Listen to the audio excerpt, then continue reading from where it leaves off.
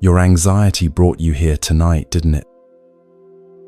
That familiar weight on your chest, those thoughts that won't stop circling. I understand. You're safe now. Before we begin this journey together, if my voice feels like a friend you'd like to visit again, consider leaving a like or subscribing. But only if it feels right. No pressure in this peaceful space. And if you're listening from somewhere in this vast world, share your city and what time it is there. I love knowing that we're breathing together across time zones. Someone in Tokyo at sunrise, someone in London at midnight, all of us finding the same quiet moment. Now make yourself truly comfortable. Maybe dim those lights. Turn on a fan if you like that gentle hum. Grab an extra pillow. This is your time. In the next 3 hours, something beautiful is going to happen. Not because you'll try hard or do it right, but because you'll finally stop trying. The Buddha discovered something remarkable centuries ago. Peace isn't something you find. It's what remains when you stop searching. Tonight, I'll share 15 ancient Zen stories with you. Simple tales that work like medicine for modern exhaustion, for the 3 a.m. wake-ups, for tomorrow's worries that steal tonight's sleep, for that constant feeling that you're not enough. Already your breathing is changing. Your body remembers what your mind forgot. Peace lives in your cells, waiting. Let's begin this journey to stillness.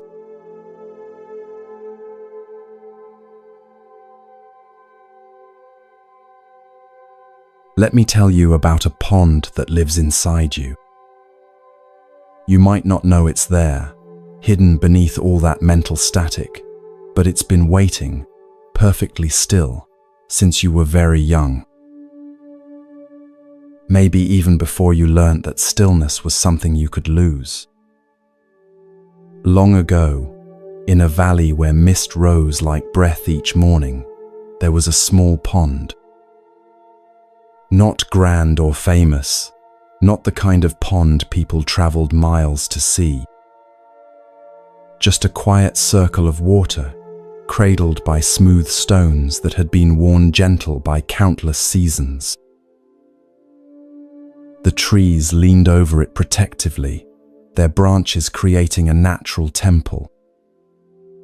Cedar and pine, their needles sometimes falling to float on the surface before sinking into the depths. This pond had a special quality. When the air was calm, its surface became so still, it could hold the entire sky. Not just reflect it, but hold it, as if the heavens had found a second home. Clouds drifted across it by day, stars appeared in its depths at night, the moon would visit, leaving silver footprints that lasted until dawn. The villagers knew about this pond. Some mornings, they would walk the forest path, just to sit beside it, not to speak, not to pray in the usual way, but to remember something they kept forgetting in the busyness of daily life. They would sit and watch their own faces appear in the water, and in that reflection, they would sometimes glimpse who they were before the world taught them to hurry. One evening, as the sky painted itself in purples and golds, a traveller arrived. His feet were dusty from many roads, his shoulders carried the weight of many miles, and even more thoughts. You know this weight. It's the same one you carry when you lie down at night, and your mind won't stop replaying conversations, when tomorrow's tasks line up like soldiers demanding attention, when yesterday's mistakes echo louder than today's mercies. The traveler had heard whispers about this pond, how it could show you something beyond your daily face, how it might offer what all his traveling hadn't found. Peace. That simple, impossibly elusive thing. Peace. He sat by the pond's edge, his legs folding beneath him with the creaking complaint of too many miles. He looked into the water. What he saw startled him. His own face, yes, but changed, distorted, worried lines etched deeper than he remembered, eyes that couldn't seem to rest even in reflection. Just then, a breeze stirred the surface. His reflection broke into 1,000 dancing pieces. "I look as scattered as I feel," he whispered to the approaching night. "This is you, isn't it? Looking at your life and seeing fragments, pieces that don't seem to fit, a face in the mirror that looks tired even after sleep, eyes that have forgotten how to soften." An old monk appeared, moving so quietly he might have been made of the mist itself. His robes were simple, the color of rain clouds. His feet barely disturbed the pine needles as he walked. He sat beside the traveler without invitation, without hurry. They watched the water together, the ripples slowly calming, the broken reflection beginning to gather itself. Finally, the monk asked softly, his voice like wind through leaves, "What do you see?" "I see chaos," the traveler replied. "I see my mind, never still, always churning. I see why I can't sleep, why I can't rest, why peace feels like a fairy tale told to children."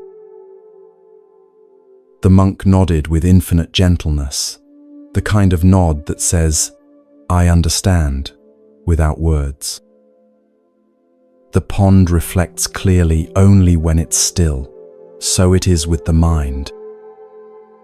But notice something, friend. You cannot stop the wind from blowing. The practice isn't to control the wind.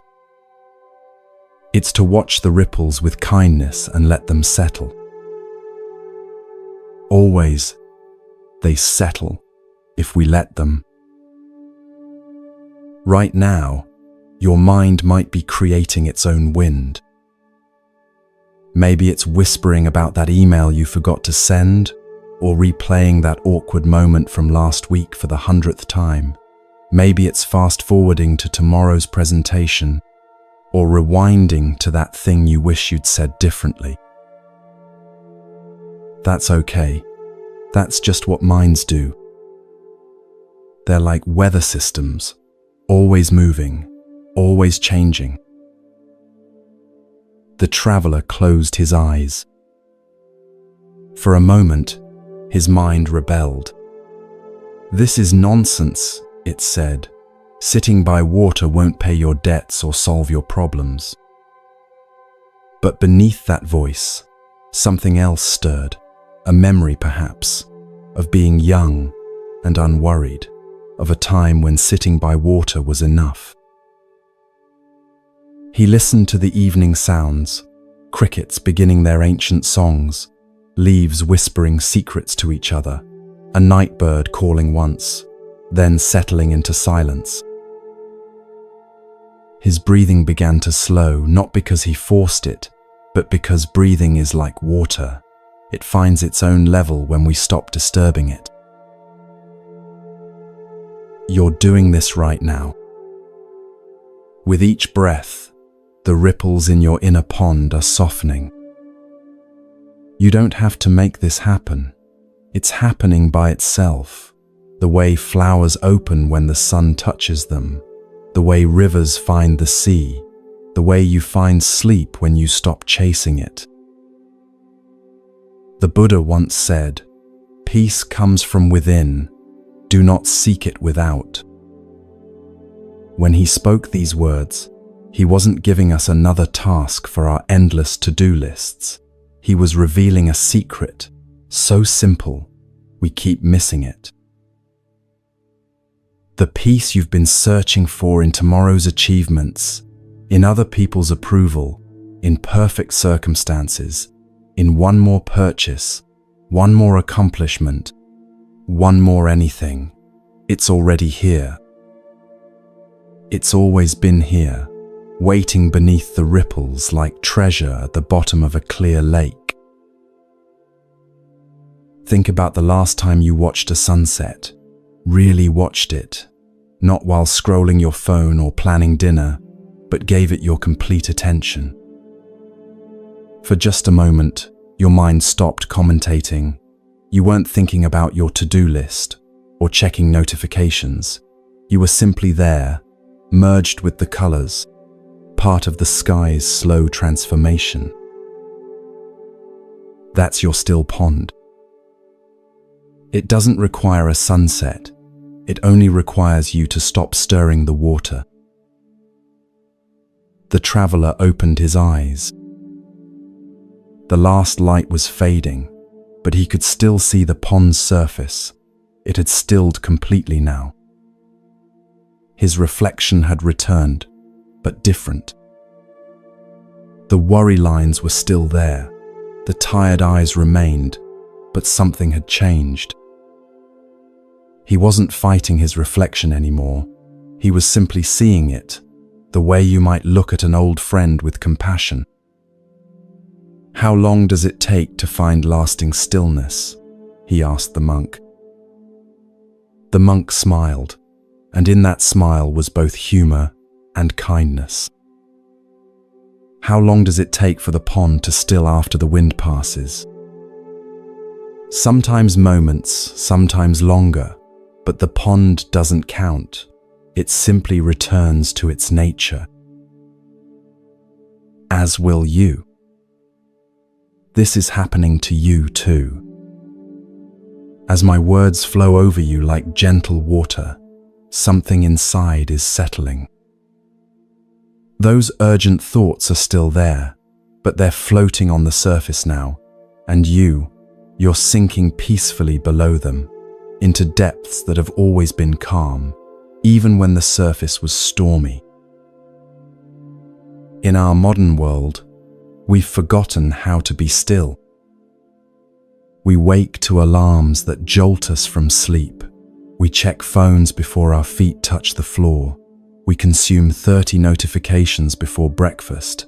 Our minds become like that choppy pond, never getting a chance to reflect clearly. We've created lives where stillness feels like laziness, where quiet feels like loneliness, where doing nothing feels like failure. But your body remembers stillness. It knew it in the womb, floating in warm darkness, perfect contentment without a single thought. It knew it as a child, when you could stare at dust motes dancing in afternoon light, completely absorbed, time forgotten. It knows it now, even if your thoughts are still chattering, even if part of you is saying, "This isn't working," or "I have too much to do." The monk stood to leave. His movement was like water itself, necessary but unhurried. Before walking away, he touched the traveler's shoulder. Just a moment of contact, but in it was transmission of something wordless. "The pond doesn't mind the wind," he said. "It knows stillness will return. It has infinite patience with the weather. Trust this. Your mind, like the pond, knows how to be still. You don't have to teach it. You only have to let it. You can trust this too. Tomorrow, when anxiety visits, when your mind spins stories about what might go wrong, when the inner weather becomes stormy, remember the pond. Remember that beneath every ripple, stillness waits, not as a goal to achieve, but as your deepest nature, as what you are when you stop trying to be something else. Let your breath be like soft rain on the pond now, each exhale smoothing the surface a little more. There's nothing to fix, nothing to change, nothing to improve. The water knows how to be still. You know how to be still. You've always known. You just forgot for a while in all the rushing. As we leave this first story, feel how it stays with you.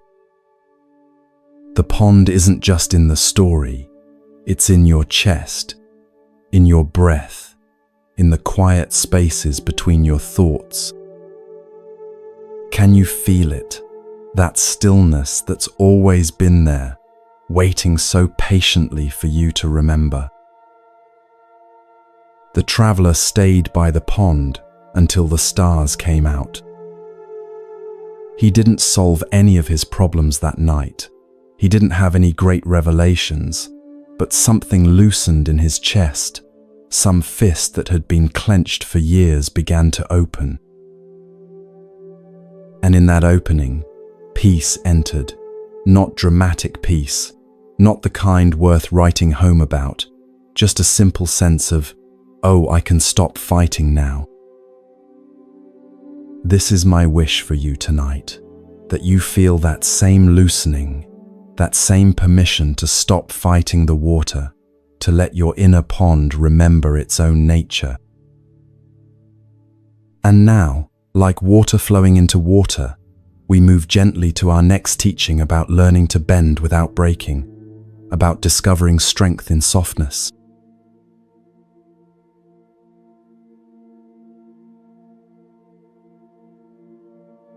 In the same forest where the pond rested, two very different teachers grew side by side. One was an ancient oak, thick-trunked and proud. Its bark was deeply grooved, like the face of an elder who had weathered many seasons. The other was a grove of bamboo, slender and always swaying, dancing with every breath of wind as if hearing music others couldn't. You've met these two before, haven't you?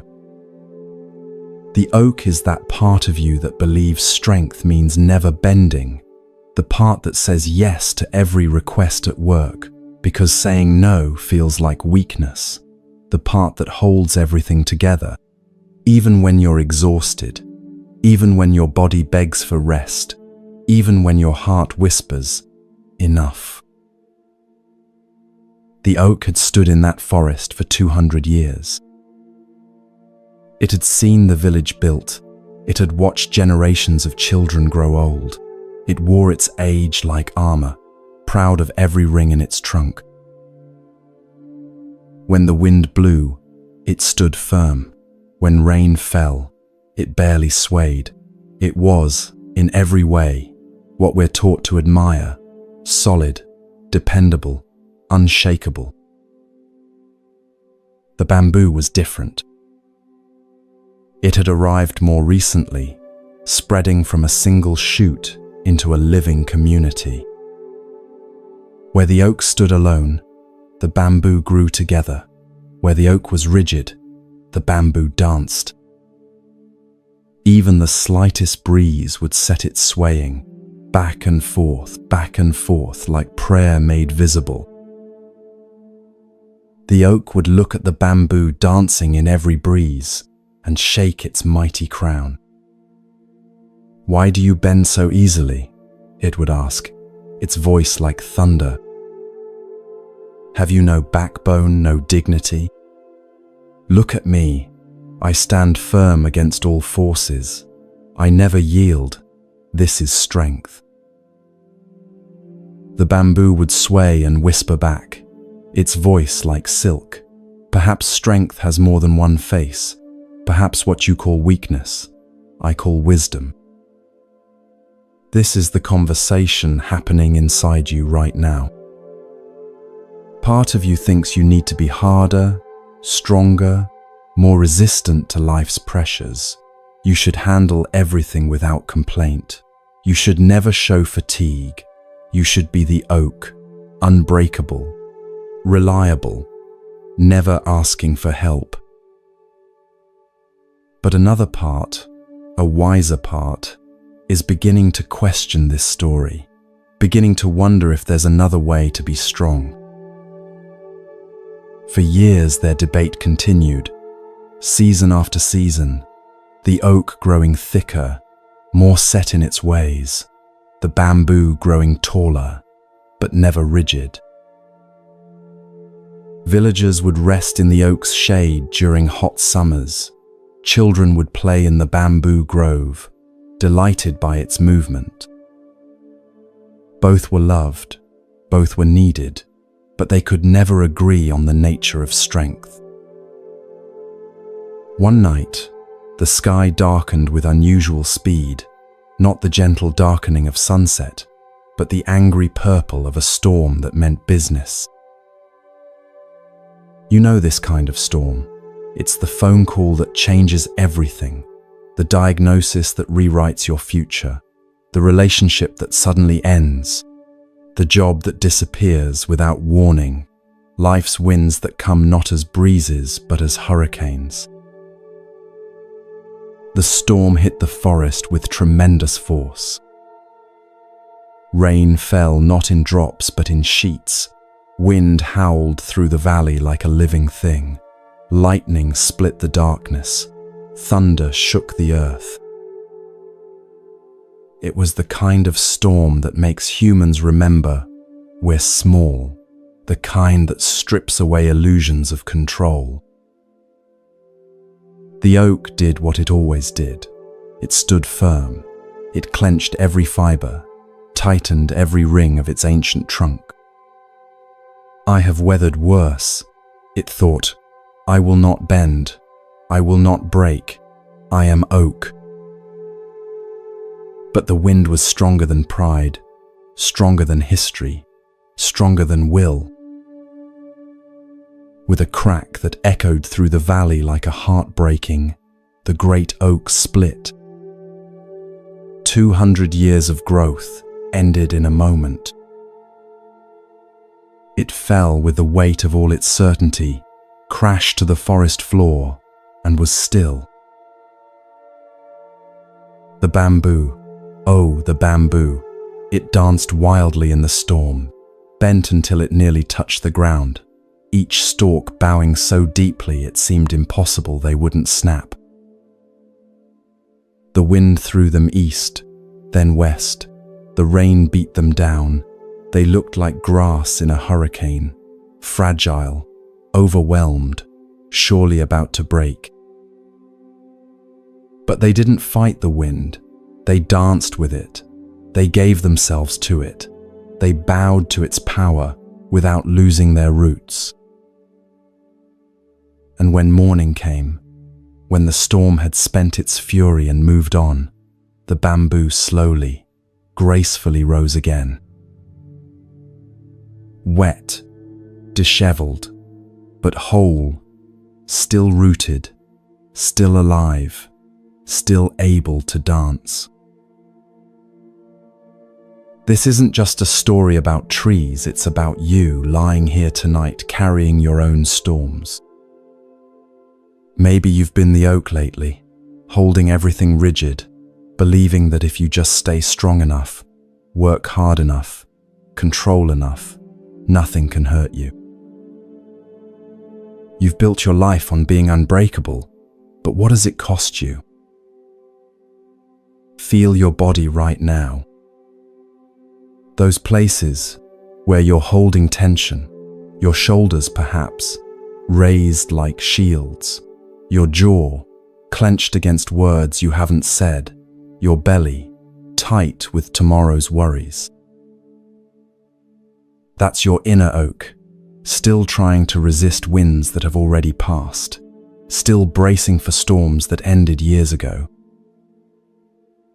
The Buddha taught that suffering comes not from pain itself, but from our resistance to it. The bamboo understood this in its very fiber. It didn't pretend the storm wasn't fierce. It didn't minimize the danger. It simply chose not to add its own force to the conflict. It chose to move with, rather than against. Think about the last time you faced something difficult. Maybe it was criticism from someone you respect. Your oak mind immediately went rigid, defending, explaining, proving why they were wrong, building walls, strengthening your position. But what if you had bent instead? What if you had said, "Tell me more," and really listened, not because they were right, but because bending doesn't break you, it frees you. Or perhaps it was a health scare. Your oak mind demanded you push through, ignore the symptoms, keep working, keep producing, keep being strong. But your body was asking you to bend, to rest, to yield to its wisdom, and in resisting, you created more storm than the illness itself. Right now, as you listen, you're learning the bamboo's secret. Each breath out is a small bow. Each release of tension is a gentle, yielding. You're not becoming weak, you're becoming wise. You're discovering that true strength isn't about never falling, it's about how you rise. In Japan, they have a phrase, Nana korobi ya oki. It means, fall down 7 times, get up 8. But the beauty isn't just in the getting up, it's in understanding that falling is not failure. It's the beginning of resilience. It's life teaching you to dance instead of stand. Your life has asked you to bend many times. When plans fell through despite your best efforts. When love changed shape without your permission. When your body said no to what your mind demanded. Each time, you had a choice. Resist or yield.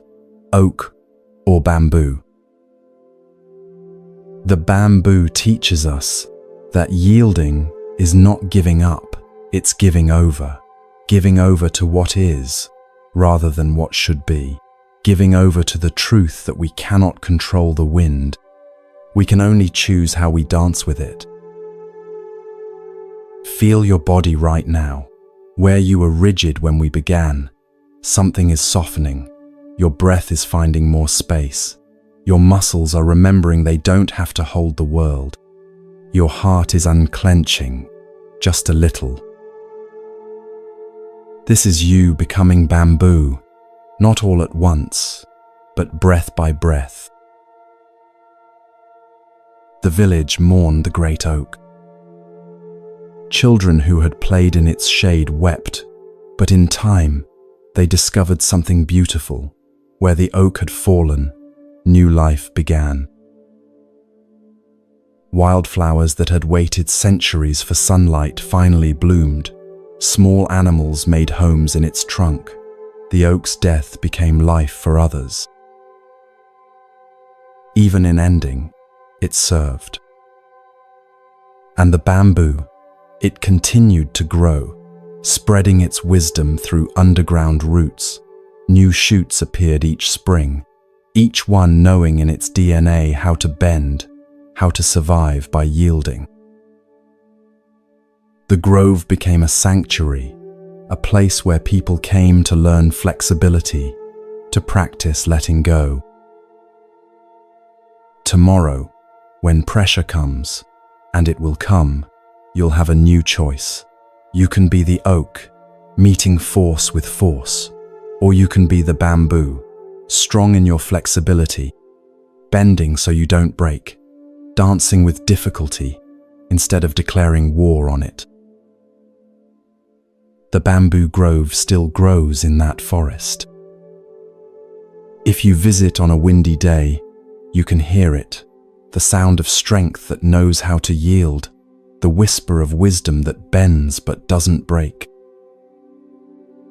It sounds like your breath right now, soft and rhythmic, rising and falling, never forcing, always returning. You too are growing, right here, in this gentle darkness, not toward rigidity, but toward a grace that can hold anything. The oaks falling wasn't tragedy, it was transformation. Sometimes we need to fall completely, to learn how to rise differently, to discover that strength has many faces, and the softest is often the strongest. Let yourself sway a little now. Even lying still, you can feel it, that inner flexibility returning, the permission to be human, to be imperfect, to bend when life asks you to bend. The storm of today is passing, the winds of thought are gentling, and you, like the bamboo, are still here, whole, breathing, bending into peace. Our next story flows naturally from this one. From learning to bend, we learn to empty. From letting go of rigidity, we discover the gift of space, the open cup that can receive.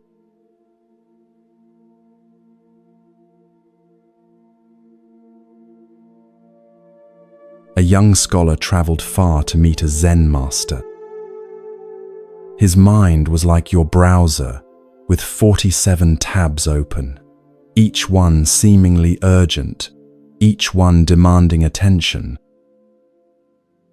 He had degrees from prestigious universities, could quote philosophers from memory, had written papers that impressed his professors, but still, something was missing.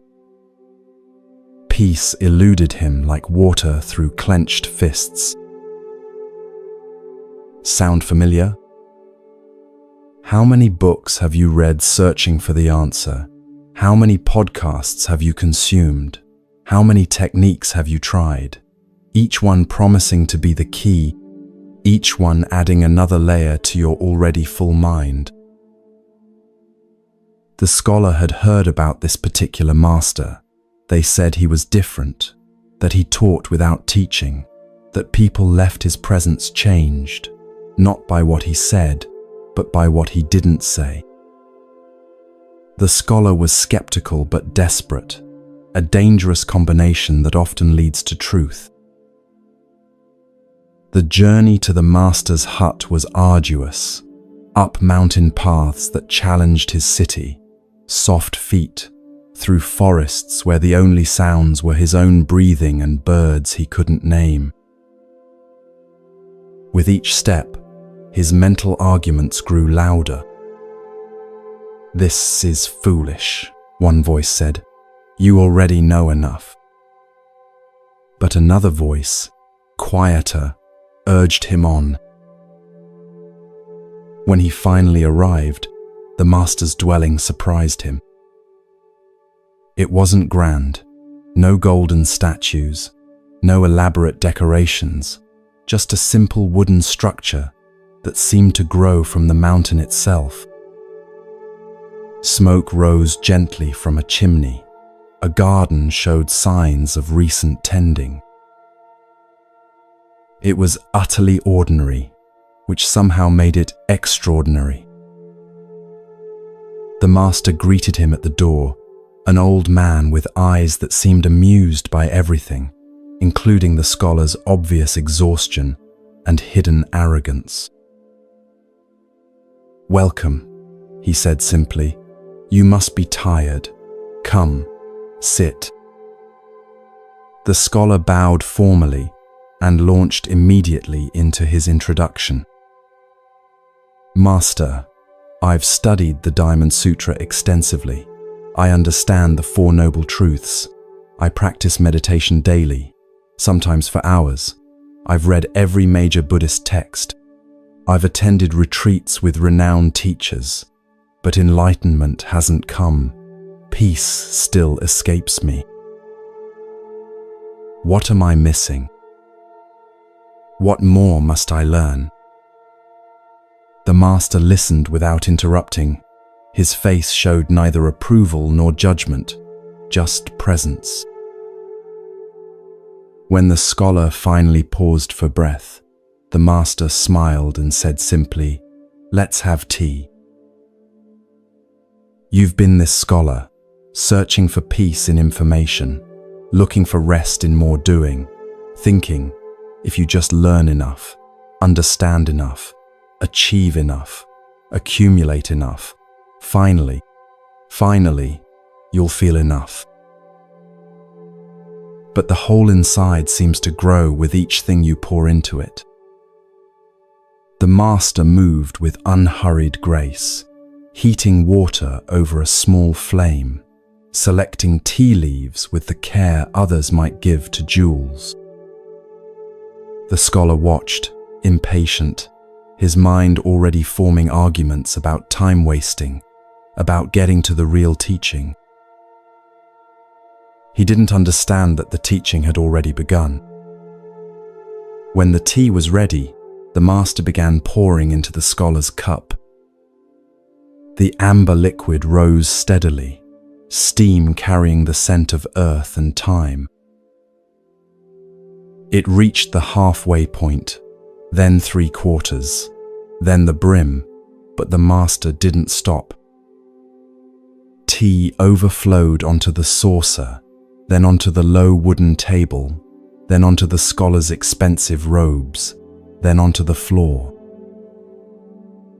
Still the master poured, his face serene. "Master," the scholar cried, jumping back, "stop! The cup is full. No more will go in. You're wasting the tea." The master set down the pot gently. He looked at the scholar with those amused eyes. "Exactly. You are like this cup, so full of what you think you know, so full of your own opinions and conclusions. How can I show you Zen when you have no space to receive it? How can wisdom enter a mind already overflowing?" The scholar sat in stunned silence. For perhaps the first time in years, he had nothing to say. Right now, your cup is overflowing too, not just with knowledge, but with tomorrow's worries sitting heavy as stones, yesterday's regrets replaying on endless loop, stories about who you are and who you're not, beliefs about what you need to be happy, certainties that might be prisons. The Buddha called this beginner's mind, shoshin, not the mind that knows nothing, but the mind willing to hold things lightly, to see with fresh eyes, to meet each moment as if for the first time. Children have this naturally. They look at a flower like they've invented color. They hear rain like it's the world's first symphony. When did you lose this? When did your cup become so full that wonder couldn't find space? Feel what's in your cup right now. Maybe it's that running commentary about your worth. I should be further along by now. I'm too old to change. I've tried everything and nothing works. These thoughts are old tea, gone cold and bitter. They've been sitting in your cup so long you've forgotten they're not part of the cup itself. The scholar sat with the master for 3 days. At first, his mind raged, "This is waste of time. I could be reading. I could be practicing. I could be achieving." But slowly, something began to shift. They swept the floors together in silence. The scholar's mind initially composed essays about the meaning of sweeping, but eventually, there was just the broom, just the floor, just the simple rhythm of care. They prepared meals. The scholar wanted to discuss the Buddhist philosophy of eating, but the master only smiled and chopped vegetables. Eventually, the scholar found himself absorbed in the colors, the textures, the sound of knife on wood. His theories faded, replaced by the simple miracle of carrots being orange. You're emptying now too. With each breath out, something releases, not forever, just for now, just enough to make room. Can you feel it? The spaciousness that's beginning to emerge. In our culture, empty feels like failure. Empty hands mean poverty.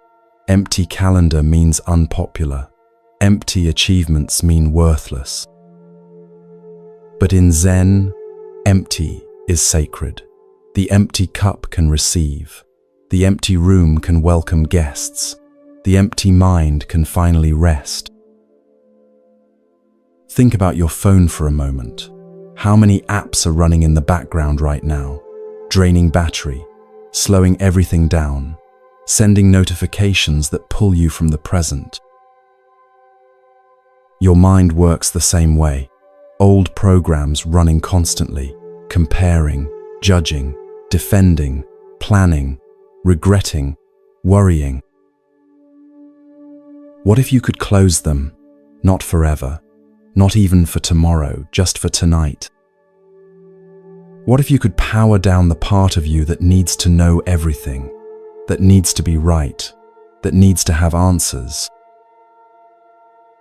On the third evening, the master poured tea again, this time into a fresh cup, this time stopping at just the right moment. "Now we can begin," he said. The scholar tasted that tea like he'd never had tea before, because in a way, he hadn't, not with an empty cup, not with a quiet mind, not with space to actually receive.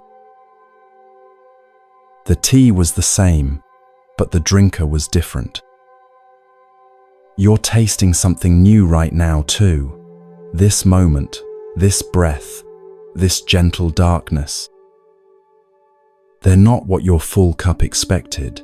They're simpler, quieter, and somehow exactly enough. The master never gave the scholar the answers he came for, never explained the secret teaching, never revealed the hidden technique. Instead, he showed him something better, that the peace he sought wasn't in more, it was in less, that wisdom wasn't something to accumulate, it was space to be discovered. Your cup is making space now. Those heavy thoughts you carried into tonight, they're not gone, but they're floating lighter. There's room between them, room for breath, room for quiet, room for something new to enter. The Buddha said, "In the end, only three things matter: how much you loved, how gently you lived, and how gracefully you let go of things not meant for you." That last part, that's your practice tonight.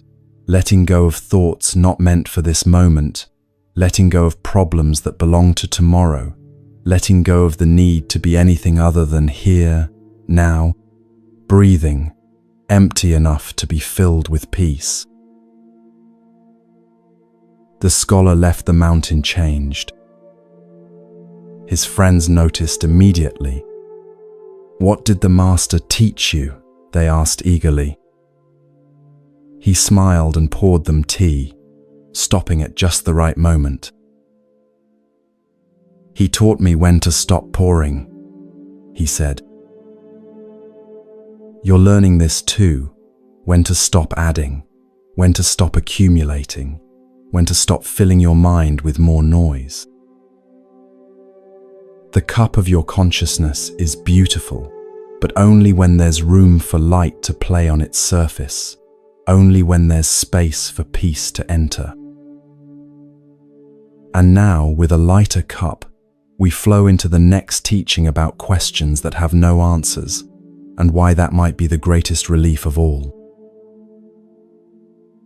Sometimes the mind needs to break a little to remember what lies beyond thinking.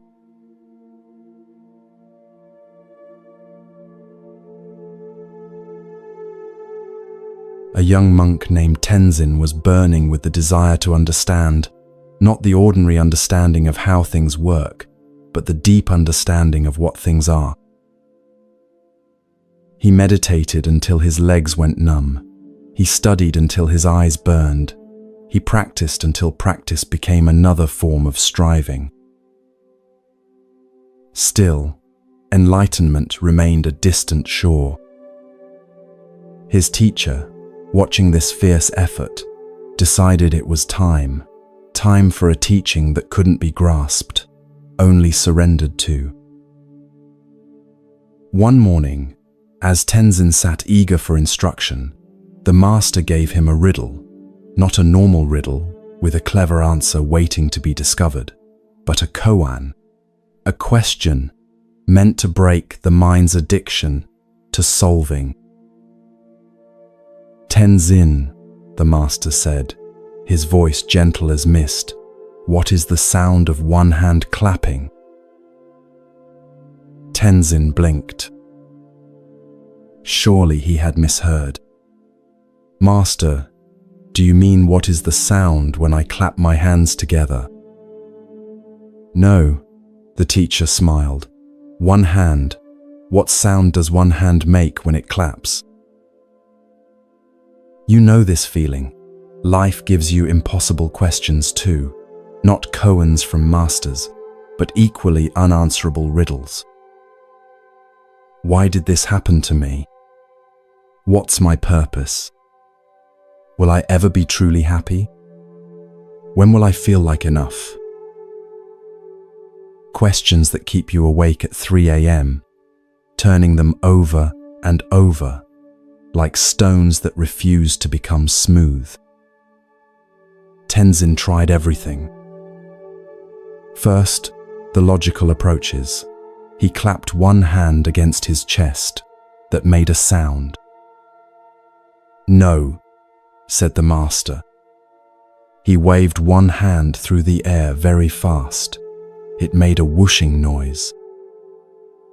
No, said the master. He snapped his fingers. That's still two things meeting, the master observed. Days passed. Tenzin's frustration grew like a tight knot in his chest. He tried philosophical answers. The sound is silence. The sound is everything. The sound is nothing. Each time, the master simply shook his head. Stop trying to be clever, the master finally said. The answer isn't in your thinking. This is what your mind does at 3 a.m. It takes unsolvable problems and attacks them like math equations. If I just think harder, if I just analyze more, if I just find the right angle. But what if some questions aren't meant to be solved? What if they're meant to dissolve the solver?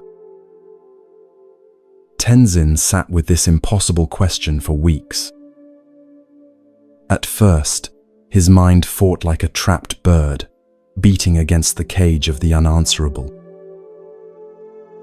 He'd wake in the night with new theories, rush to his teacher with fresh interpretations, each one met with the same gentle no. You're feeling this too, the exhaustion of trying to think your way to peace, the fatigue of attempting to solve your life like it's a problem, your mind spinning its wheels, creating more dust than movement. Then something began to shift, not all at once, but like ice beginning to crack in spring. Tenzin stopped looking for the answer, started feeling into the question. What if the point wasn't to find the sound? What if the point was to discover what happens when you stop searching? He began to notice things, the sound of his own breathing, the rustle of his robes when he walked, the way silence itself seemed alive, full of presence, full of something that didn't need words. One morning, as dawn painted the monastery walls gold, Tenzin sat in the garden. A leaf fell from a tree, spiraling down in perfect silence. He watched it, completely absorbed, not thinking, just watching. And suddenly, he understood. Not with his mind, but with something deeper. The sound of one hand isn't a sound at all, it's the silence that holds all sounds. It's the space between your thoughts right now. It's what's listening to these words. It's what's always been here. Before you learnt to think, before you learnt to worry, before you learned that you needed to become something other than what you are. The Buddha once pointed at the moon and told his students, "My teaching is like a finger pointing at the moon. Don't concentrate on the finger or you'll miss the heavenly glory." Your mind is always looking at fingers, analyzing the pointing, measuring the angle, debating the technique. But tonight, just for tonight, you're starting to see what they point toward, the vast quiet that holds everything, the peace that doesn't need explanation.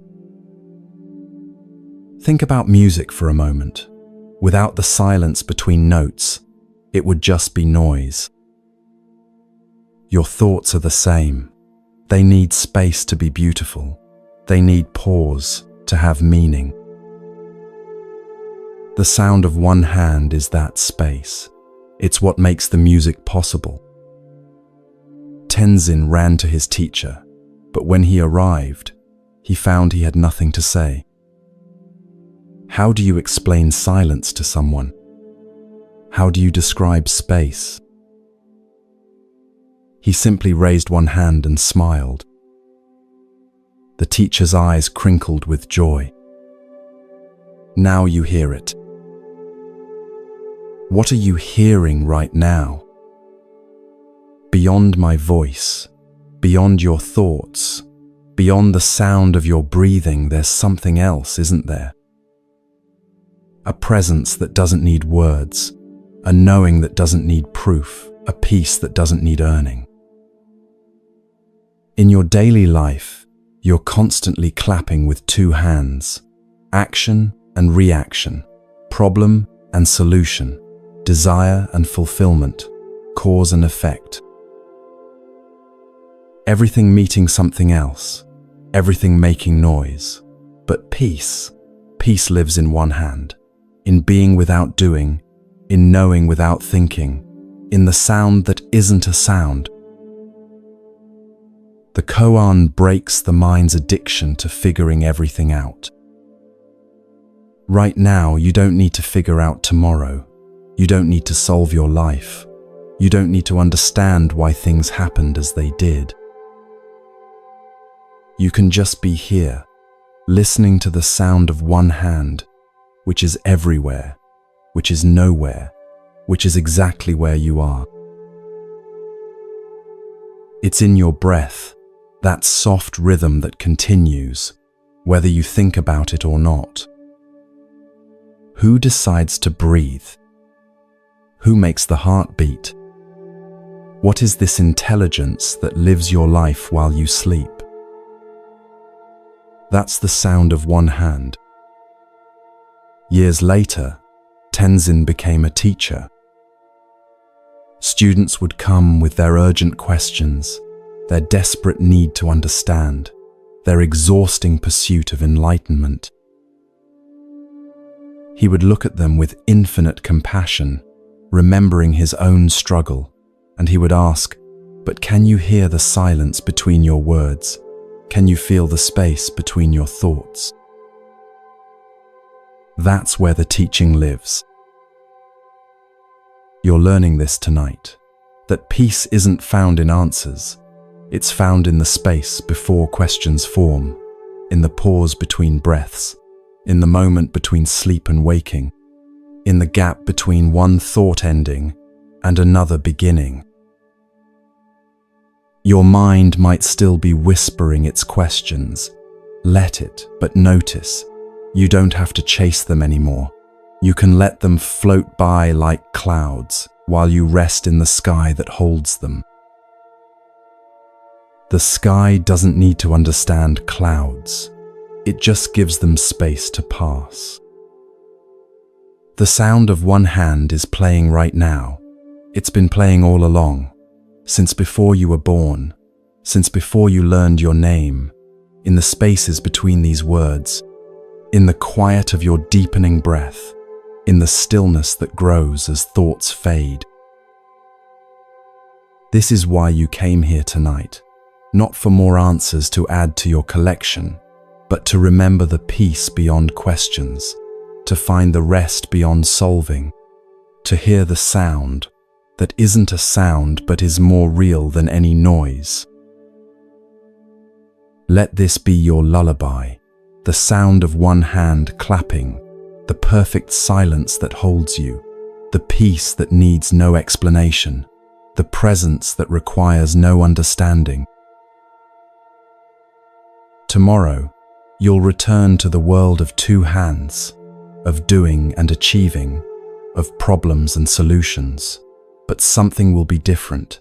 You'll carry this silence with you, this space, this knowing that not everything needs to be solved. Some things just need to be lived.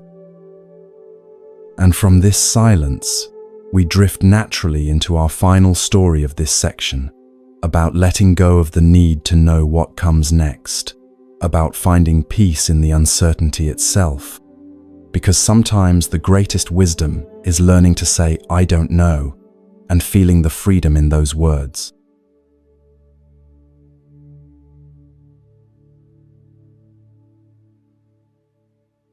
There was a farmer who understood something most of us spend lifetimes missing. He lived with the seasons, hands familiar with soil. His eyes could read weather patterns in cloud formations, but his deepest wisdom wasn't about crops or rain. It was about the stories we tell ourselves, and how those stories become our prisons. His farm sat at the edge of a village where mountains touch sky, not wealthy, not poor, just enough. He had one horse that helped plow the fields. Strong and loyal, it had been with him for years. The farmer's days followed simple rhythms: rise, work, eat, rest. No drama, no philosophy, just life lived close to the ground. One morning, the farmer woke to find his fence broken. The horse was gone. Hoofprints led toward the mountains where wild horses roamed. By noon, the entire village knew. News travels fast when life is quiet. The neighbors gathered, shaking their heads. "Such terrible luck," they said. "How will you plow your fields? How will you bring your crops to market? This is a disaster." The farmer looked toward the mountains where his horse had disappeared. He was quiet for a moment. Then he said simply, "Maybe so, maybe not." The neighbors exchanged glances. What kind of response was that? His livelihood had just walked away, but the farmer was already mending the fence, not frantically, just steadily, as if losing and mending were equally part of farming. You've been trained to label everything instantly, good or bad, success or failure, blessing or curse. Your mind is like a sorting machine, putting experiences in boxes before they've finished happening. That promotion, good; that illness, bad; that relationship ending, disaster; that opportunity missed, failure. But are you sure? Are you really sure? 3 days later, hoofbeats woke the village. The farmer's horse had returned, but not alone. 3 wild horses followed, young and strong. They entered the mended corral as if they'd always belonged there. Now the neighbors celebrated. "What incredible fortune!" they exclaimed. "You've tripled your wealth. You're the luckiest man in the village. The gods smile upon you."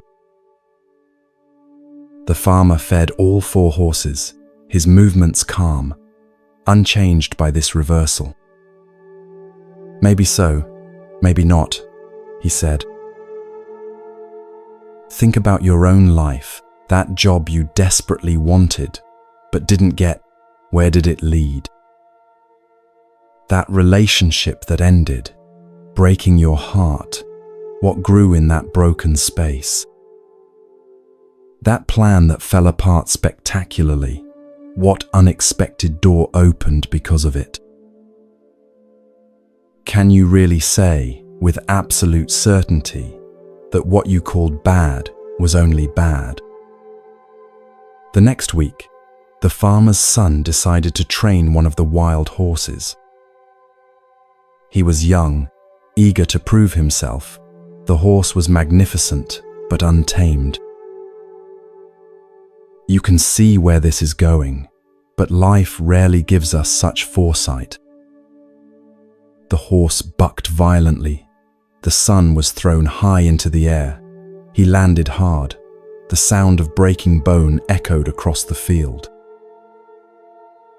His leg was badly fractured, the kind of break that takes months to heal, the kind that leaves you different. Again, the neighbors came. "How terrible," they moaned. "Your only son, right before harvest. He may never walk properly again. Those wild horses were a curse." The farmer tended his son's leg with gentle hands. He prepared herbal poultices, adjusted splints, brought soup and stories. When asked about this misfortune, he looked at his son, alive, healing, present. "Maybe so, maybe not. Right now, something in your life feels broken. Maybe it's trust after betrayal. Maybe it's a dream that crashed into reality. Maybe it's your sense of direction, your confidence, your health. Your mind wants to write the ending, to declare it tragedy, to close the book. But what if the story isn't finished? What if you're only on chapter 3 of something much longer? Soon after, war came to the region. Soldiers arrived in the village with orders. Every able-bodied young man must come, no exceptions. The village wept as sons were taken. Brothers, husbands, futures marched away to battles they didn't choose. The soldiers looked at the farmer's son, saw his splintered leg, shook their heads, and moved on. The neighbors, tears still wet on their faces, looked at the farmer with new eyes, some with envy, some with wonder, some with a dawning understanding. The broken leg saved him, they whispered. What we called misfortune became protection. The farmer said nothing this time. He didn't need to. His eyes held the same steady acknowledgement. Maybe so, maybe not. The story continues. The Buddha taught that suffering comes from attachment, not just to things, but to our stories about things, to our certainty about what everything means, to our desperate need to know whether we're winning or losing, as if life were a game with a scoreboard instead of a river that knows its way to the sea. You're lying here with your own meanings. That conversation last week, you're sure it meant rejection, that opportunity missed. You're certain it was your only chance. That diagnosis, you know it means your life is over. But do you?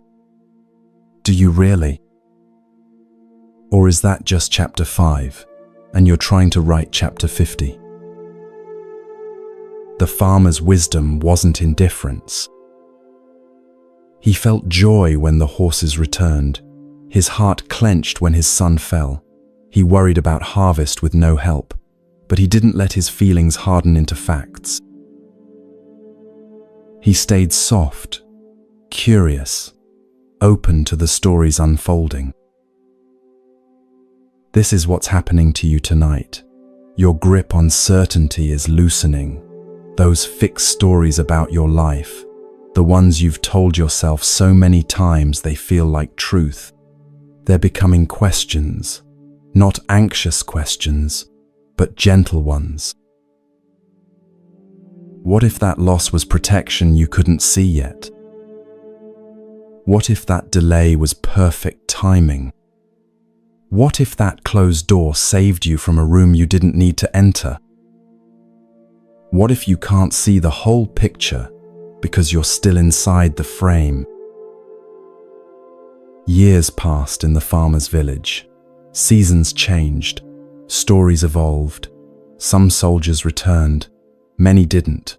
The son's leg healed stronger than before. He married the blacksmith's daughter.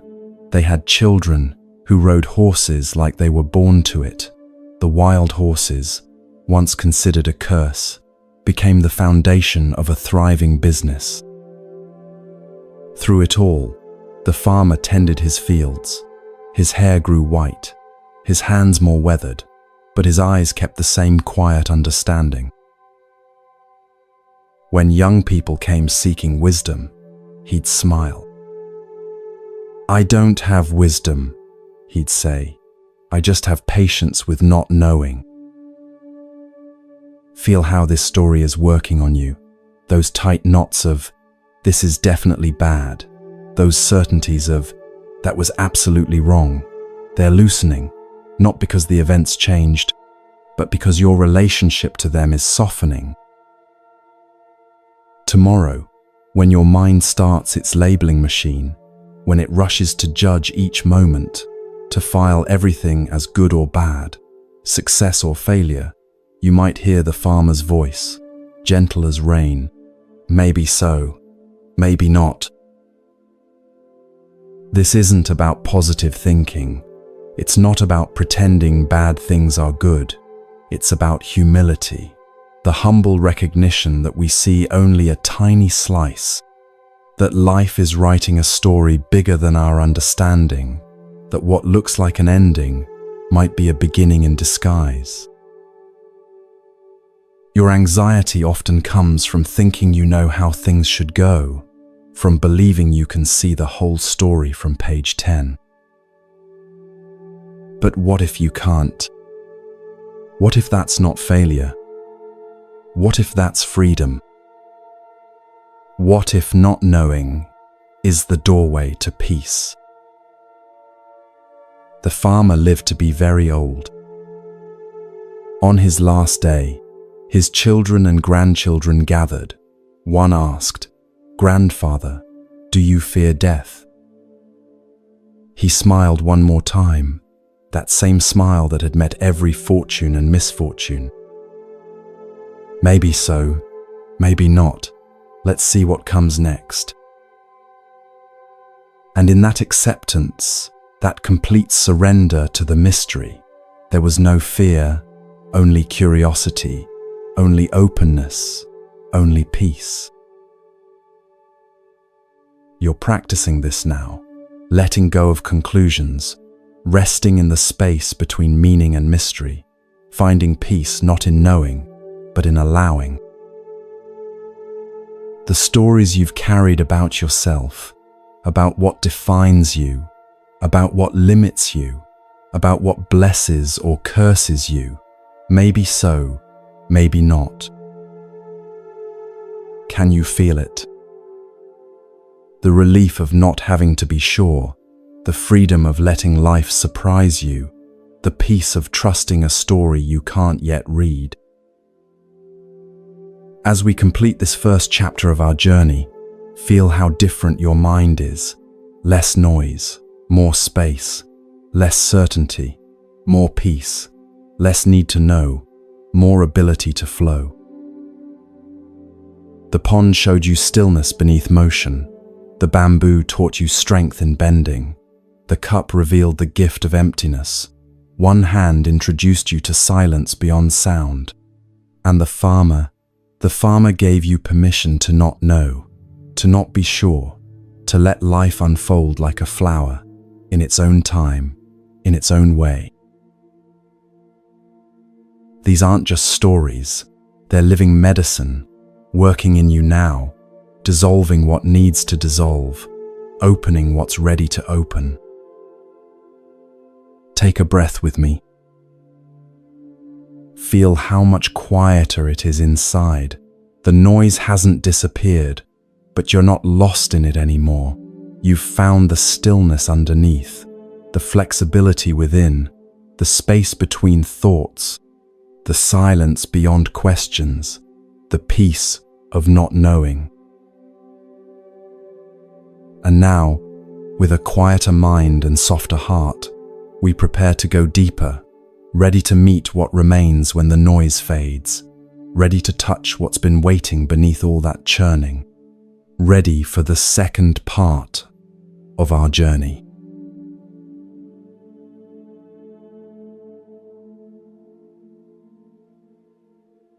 Now that the noise has quieted, something else becomes visible, the tender places, the parts of you that hurt in ways you've been too busy to acknowledge. It's safe to look at them now, here in this gentle darkness, with only my voice and your breath as companions. The Buddha was sitting with his students one afternoon when a monk approached. This monk carried something heavy. You could see it in how he walked, in the tight line of his shoulders, in eyes that couldn't quite meet anyone else's. "Master," he said, his voice rough with held-back tears, "I've been practicing for years. I meditate, I follow the precepts, I study the teachings, but still, pain finds me. My heart breaks, my body ages, loss visits me. If the practice works, why do I still suffer?" The Buddha's eyes filled with such compassion, not the distant compassion of someone who's never hurt, but the deep understanding of someone who has. He was quiet for a moment, letting the monk's pain have space, not rushing to fix or explain. Then he spoke. "Let me tell you about 2 arrows. When someone is struck by an arrow, it hurts. This is natural. This is being human. The arrow pierces the skin. Pain follows. Blood flows. This is the first arrow, and everyone who lives will feel it. You know this arrow. It's the phone call with test results you didn't want. It's the empty chair at the dinner table. It's the job loss that came without warning. It's the relationship that ended despite your best efforts. It's your body not working the way it used to. Life shoots these arrows not because you've done something wrong, but because this is the nature of living in a world where everything changes." The Buddha continued. "But then, something else happens. The person who's been shot begins to think, 'Why me? What did I do to deserve this? This is unfair. This shouldn't be happening. I must have done something wrong. I'm being punished. My life is ruined. This will never get better.' These thoughts," the Buddha said gently, "these are the second arrow, and this one we shoot into ourselves. Feel that for a moment. The difference between the pain that comes and the pain we add, between what happens and the story we tell about what happens, between the wound and our resistance to being wounded." The monk's eyes widened. You could see understanding beginning to dawn, like the first light touching mountain peaks. "So the practice," he said slowly, "isn't about avoiding the first arrow. No, the Buddha smiled sadly. As long as you have a body, it will age. As long as you love, you will grieve. As long as you're human, the first arrow will find you. The practice is about the second arrow, learning not to shoot it, or when you do, learning to put the bow down. Think about your own pain, not the deep thinking, just the gentle noticing. Is there something that hurt you and then hurt worse because of what you told yourself it meant? Maybe someone left, that's the first arrow, but then your mind added, because I'm not lovable, because I'm too much, because I'm not enough. Those are second arrows, each one shot from your own bow into your own heart. Or your health changed, first arrow, but then came, I should have prevented this. My body is betraying me. I'm weak. I'm broken. Second arrows, creating suffering on top of pain. The beautiful thing, the thing that can change everything, is that the second arrow is optional. Not easy to avoid. We're so practiced at shooting it, but optional. A woman in the group raised her hand. But Master, how do we stop when the pain comes? The thoughts follow so quickly, like a reflex. The Buddha nodded. Yes, like a reflex, because you've been practicing it your whole life. When you were small and fell down, adults rushed over saying, "Oh no, how terrible, poor thing." They taught you to add story to pain, but you can learn differently. How? She asked. The same way you learn to shoot the second arrow. Practice, but this time, practice pausing. When pain comes, breathe.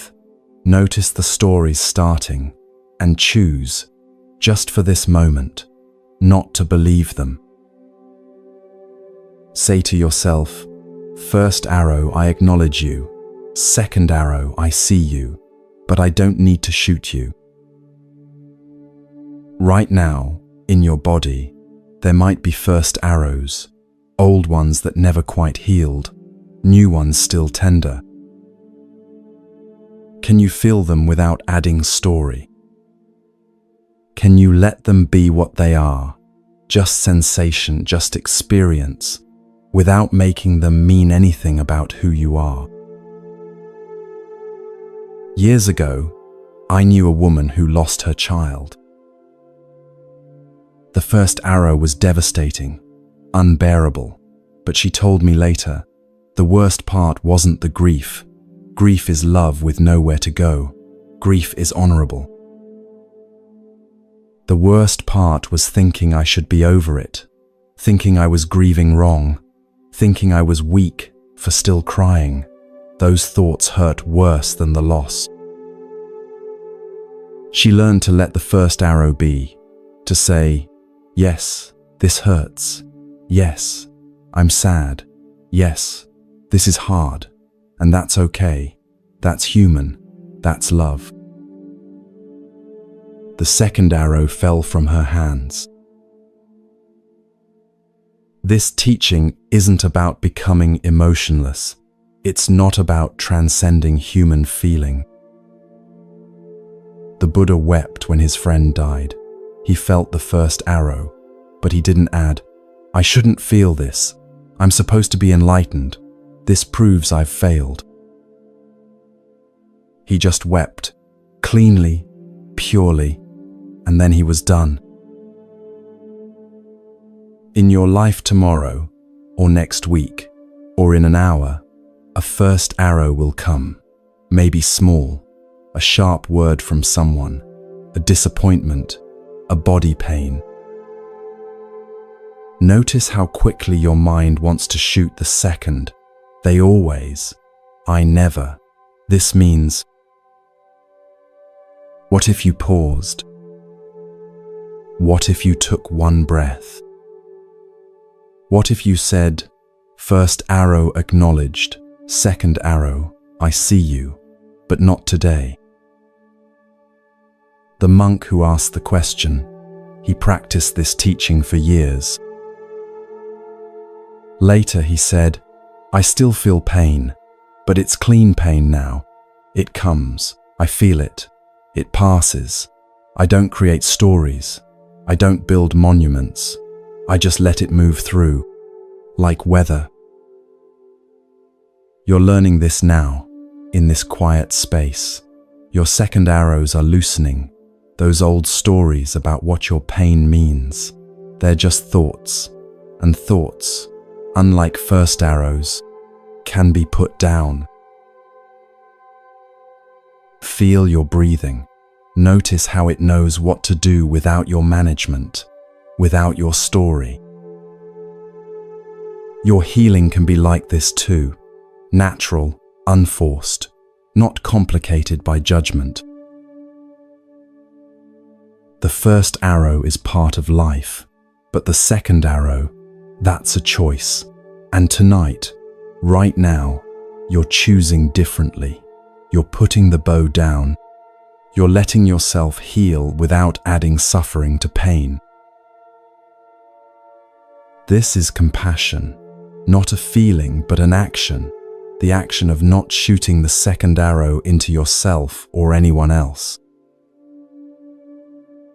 Rest here for a moment in this new understanding. You don't need to be arrow-proof, you just need to stop shooting yourself. And in that choice, that simple, difficult choice, peace begins. We flow now into something gentler, a teaching about presence, about how the simplest things, when met with full attention, become doorways to peace.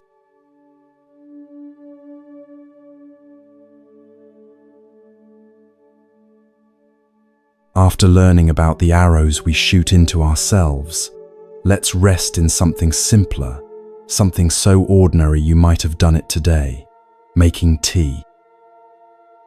There was a Zen teacher named Rikyu who understood something profound, that enlightenment isn't found only in meditation halls, or on mountain peaks, or after years of practice.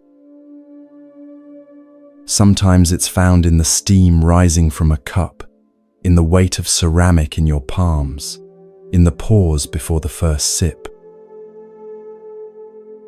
A successful merchant came to visit Rikyu. This man had everything: money, respect, a thriving business, but success had become another kind of prison. His mind never stopped calculating. Every conversation was a transaction. Every moment was measured in profit and loss. I've heard you teach the way of tea, the merchant said. I want to learn. I've mastered business. Now I want to master peace. Did you hear how he said that? Master peace, as if peace were another acquisition, another line on his resume. This is how we often approach spiritual practice, like it's another goal to achieve, another mountain to climb, missing entirely that peace isn't found at the summit, it's found in putting down the climbing gear.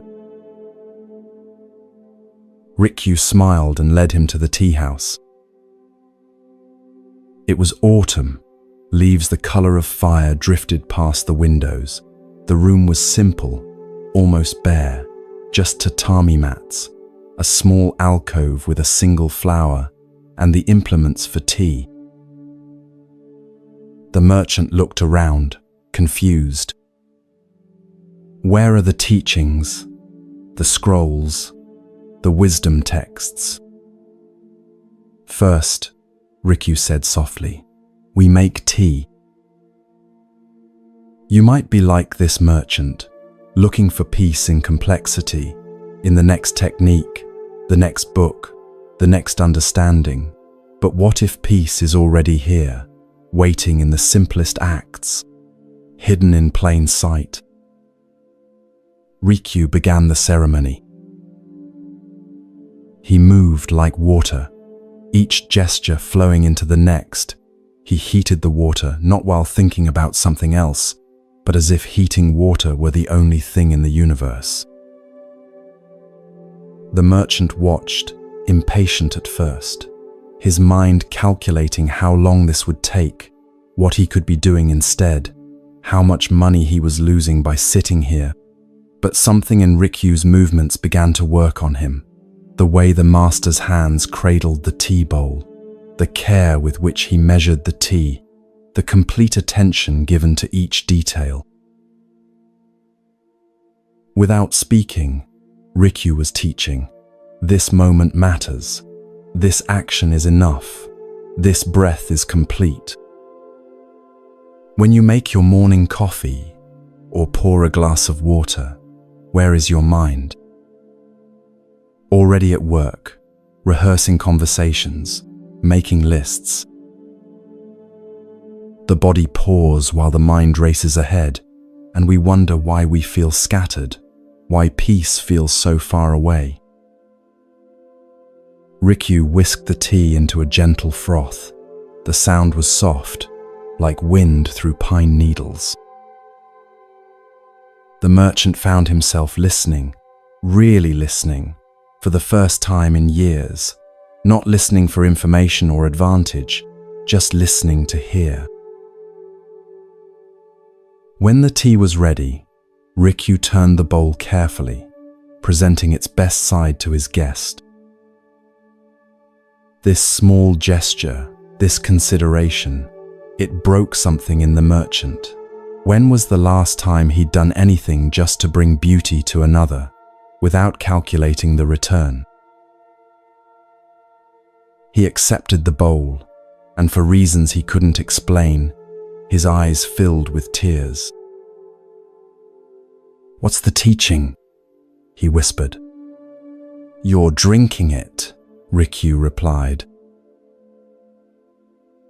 "This is the secret. There is no secret. The peace you seek in tomorrow is available in this sip. The calm you chase in achievement waits in this breath. The enoughness you think comes with more is already here, in less." Think about water for a moment. How many times today did you interact with it, washing your hands, taking a shower, drinking when thirsty? Each time, peace was available, not the dramatic peace of enlightenment stories, but the simple peace of presence, of being where you are, doing what you're doing. The merchant stayed with Rikyu for 3 hours. They spoke very little, made tea several times, watched the light change as afternoon became evening.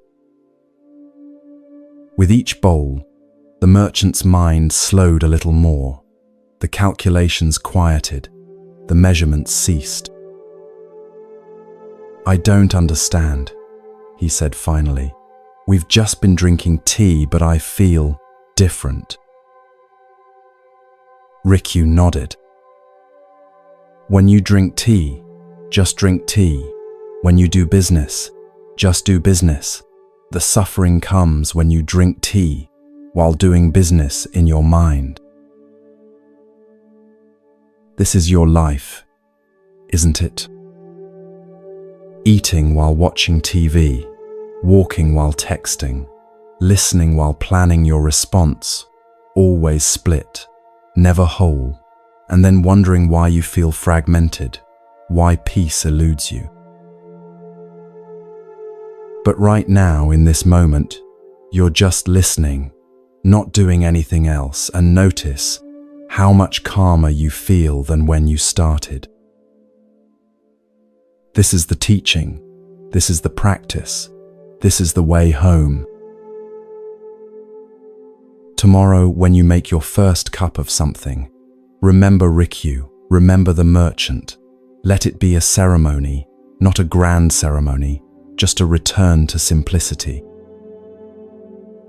Feel the weight of the cup. Notice the temperature. Watch the steam rise and disappear, taste without commentary, swallow without hurrying to the next sip. In that moment, you're not practicing peace. You are peace. You're not seeking presence. You are presence. You're not trying to be spiritual. You're simply being, which is the most spiritual thing of all. The merchant became a student, not of tea, but of attention. He still ran his business, but differently. He learned to be where he was, to do what he was doing, without his mind racing to the next thing. The strangest thing, he told Rikyu years later, is that I make better decisions now when I'm not constantly strategizing. When I'm just present, the right action becomes obvious. This is the paradox. By letting go of optimization, everything optimizes. By releasing the chase, what you need finds you. By being here, you arrive everywhere you need to be. Your breathing has changed. Have you noticed? It's deeper now, slower, more like waves on a calm shore. This didn't happen because you tried. It happened because you stopped trying and allowed what's natural. Let this be your tea ceremony tonight. This listening, this breathing, this simple presence. Nothing to achieve, nowhere to get, just this cup of moment, perfectly brewed, perfectly received. And from this simplicity, we move to something even subtler, a teaching about what we think we see and what's really there.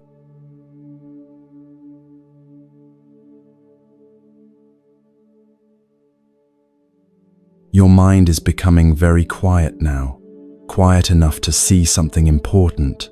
How often what troubles us isn't what's there, but what we think is there. There was a young monk named Koji, sincere in his practice but caught in a web of his own making. He saw criticism where there was only concern, heard rejection where there was only silence, felt judgment where there was only observation. You know this web, you've woven it yourself, thread by thread, story by story, until you can't see clearly anymore, until everything is filtered through old pain and expected hurt. One evening, Koji went to the monastery's pond to fetch water. The moon was full, hanging low and golden, like a lantern lit by gods. When he looked into the water, there it was, perfect, whole, floating on the surface. For a moment, he forgot it was a reflection. His hand reached toward it, hoping to touch such beauty, but his fingers met only water. The image scattered into ripples. The moon broke into 1,000 pieces.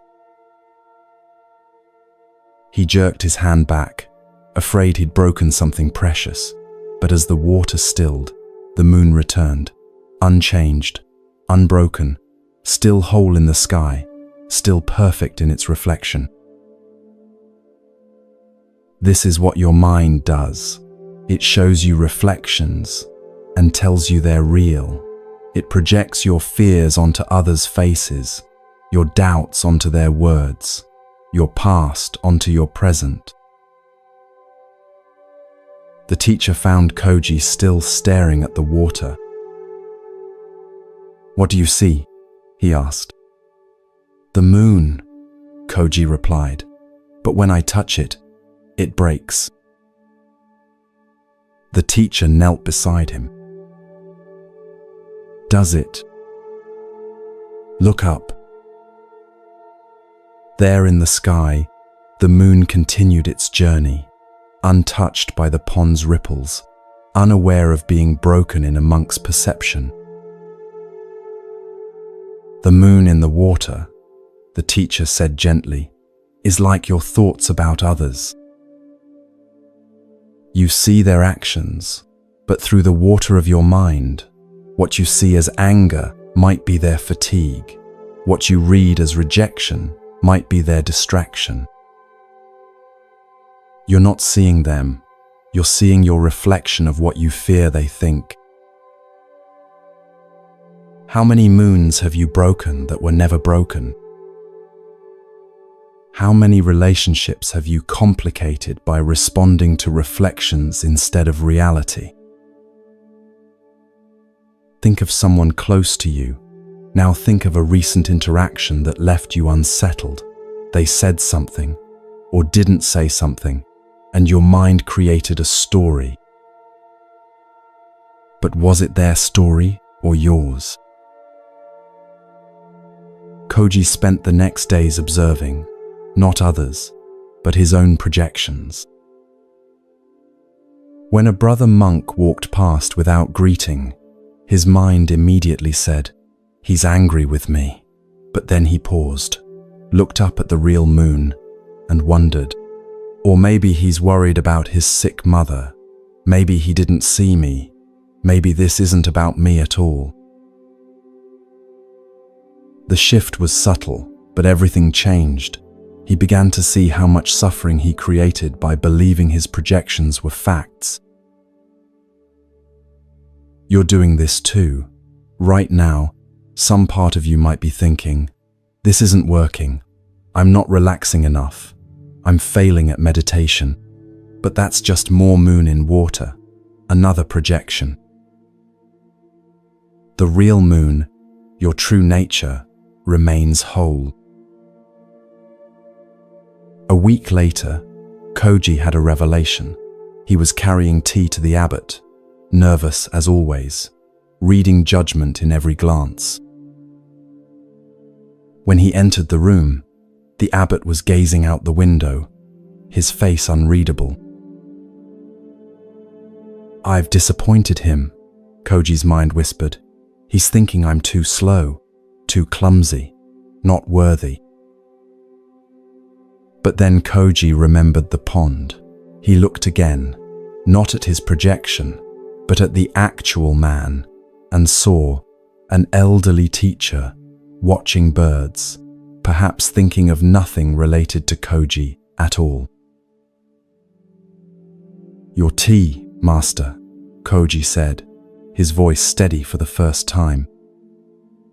The abbot turned, smiled. "Thank you. I was just remembering how my teacher loved to watch sparrows." All that worry, all that story, and the abbot had been thinking of birds.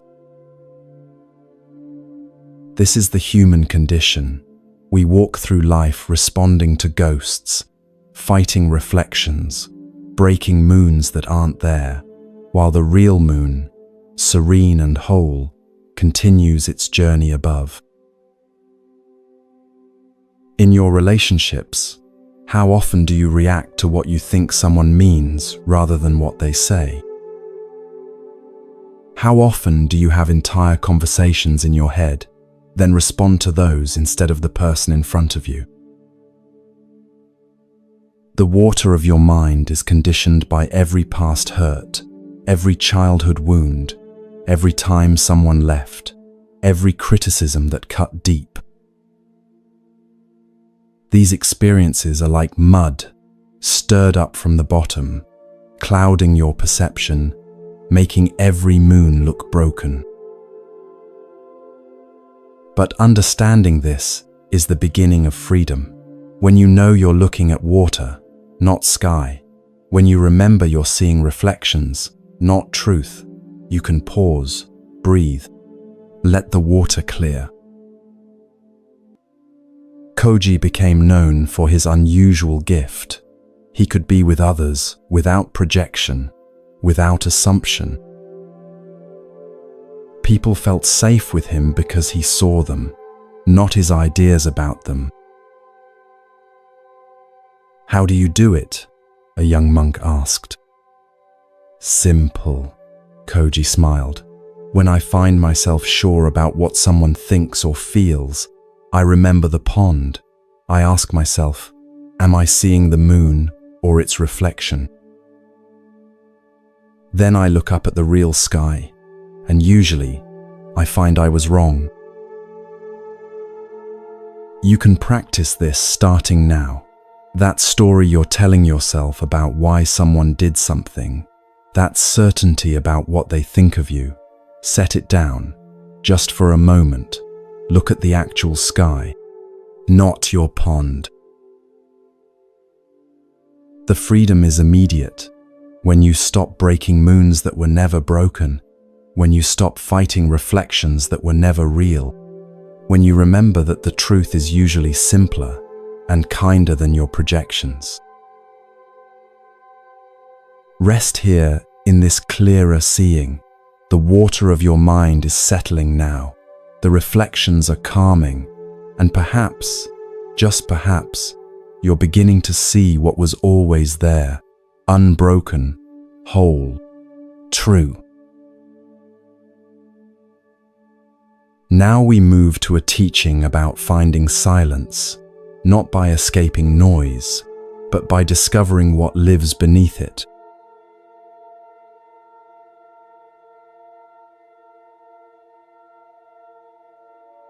The world never stops ringing, does it? Notifications, conversations, the endless hum of modern life. Even now, even in this quiet moment, you might hear something, a car passing, a clock ticking, the whisper of your own thoughts. There was a temple famous for its bell, cast centuries ago. Its sound could reach 3 villages.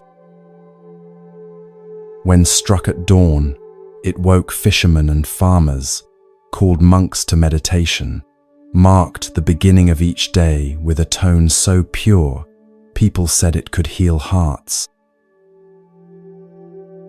But one winter, a great storm damaged the bell tower. The mechanism broke. The bell could no longer ring. The villagers felt the loss immediately. How will we know when to wake? How will we synchronize our day? The silence feels wrong. You understand this. When the noise you're used to stops, it can feel more disturbing than the noise itself, like when the power goes out and suddenly you hear how loud the quiet is. The monks tried to repair the bell, but the damage was beyond their skill. Days passed, then weeks. The bell hung silent, a presence without a voice. Then something unexpected happened. People began coming to the temple anyway. At first just a few, then more. They would sit beneath the silent bell, close their eyes, and listen. "What are you listening for?" a traveler asked. "The bell doesn't ring." An old woman smiled. "That's what I'm listening to, the not ringing. It has its own sound." This seems like paradox, but you know this sound. It's what you hear between heartbeats. It's the pause between breaths. It's what holds music together, not the notes, but the silence that gives them meaning. More people came. They discovered something remarkable. Sitting beneath the silent bell, they could hear things they'd never noticed. Their own breathing, the wind's conversations with leaves, the sound of being alive. One young mother brought her restless child. "He never stops moving," she said. "Never stops talking. I don't know what to do." They sat together beneath the bell. At first the child fidgeted, complained, asked why they were wasting time, but his mother simply sat, patient as the bell itself. Slowly, the child grew curious about the quiet. He began to listen, not for something, but to the absence. And in that absence, He found something he'd been missing: rest. This is your invitation, not to find a quieter place, but to find the quiet place within, the one that exists even in noise, even in chaos, even when life won't stop ringing.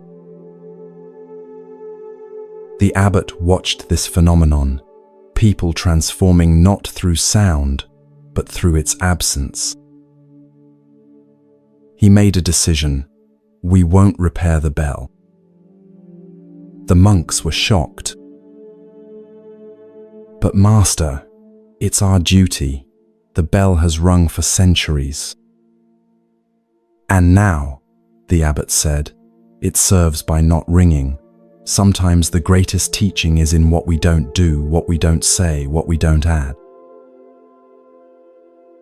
In your life, you're constantly adding more activities, more commitments, more noise, thinking peace will come when you finally get everything done. But what if peace comes when you stop? Stop adding, stop ringing, stop trying to fill every silence. A businessman visited the temple, stressed beyond measure. I need the bell to ring, he said.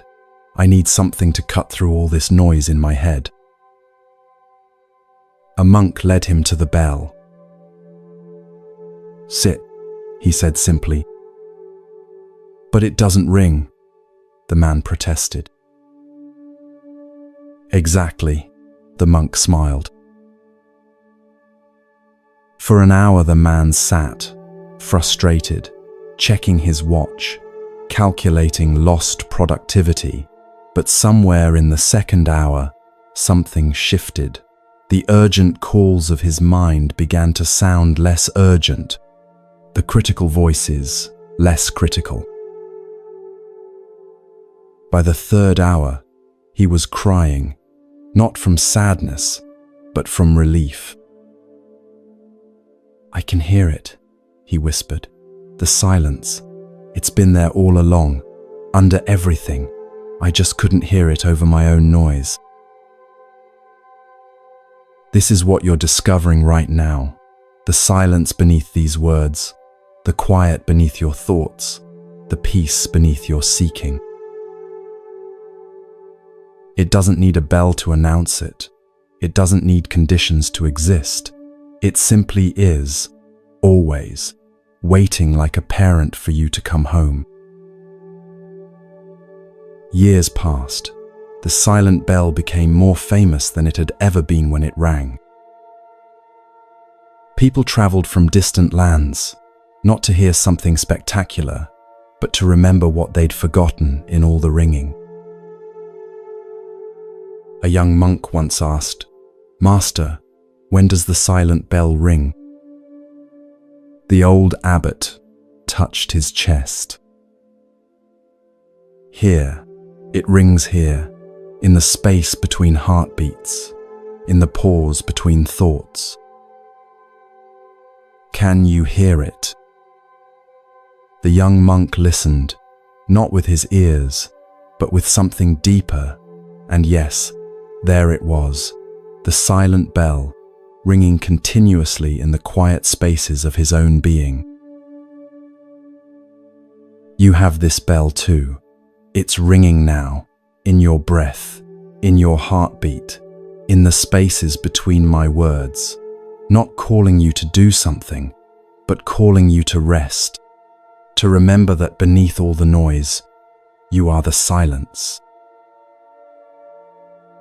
Tomorrow, when the world starts ringing again, when demands crowd in, when thoughts spiral, remember the temple bell. Remember that silence isn't something you find, it's something you are. And sometimes, the most powerful response to all that ringing is to become, like that bell, present, steady, profoundly, peacefully silent. From this silence, we move to our final story of this section, about letting go of the need to blame and finding freedom in an empty boat.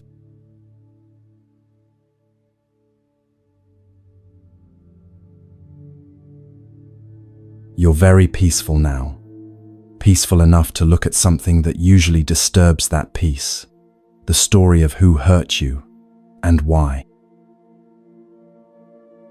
A monk named Shen loved the early morning. Before dawn, when the lake was mirror still, he would take a small boat, row to the center, and meditate as the sun rose. It was his sanctuary, his daily return to quiet. One morning, wrapped in mist and silence, he closed his eyes, settled into stillness.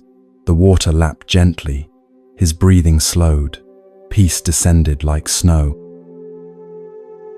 Then, a jolt. Another boat had crashed into his, hard enough to rock him, hard enough to break his meditation. Anger flared instantly, hot and righteous. Who would be so careless, he thought? Who disturbs this sacred time? Don't they see I'm meditating?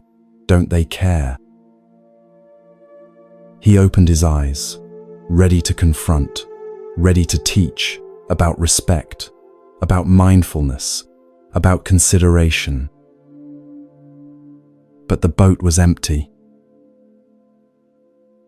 No one was there, just an old vessel that had broken free from shore, drifting on the current, following the water's will, unaware it had disturbed a monk's morning practice.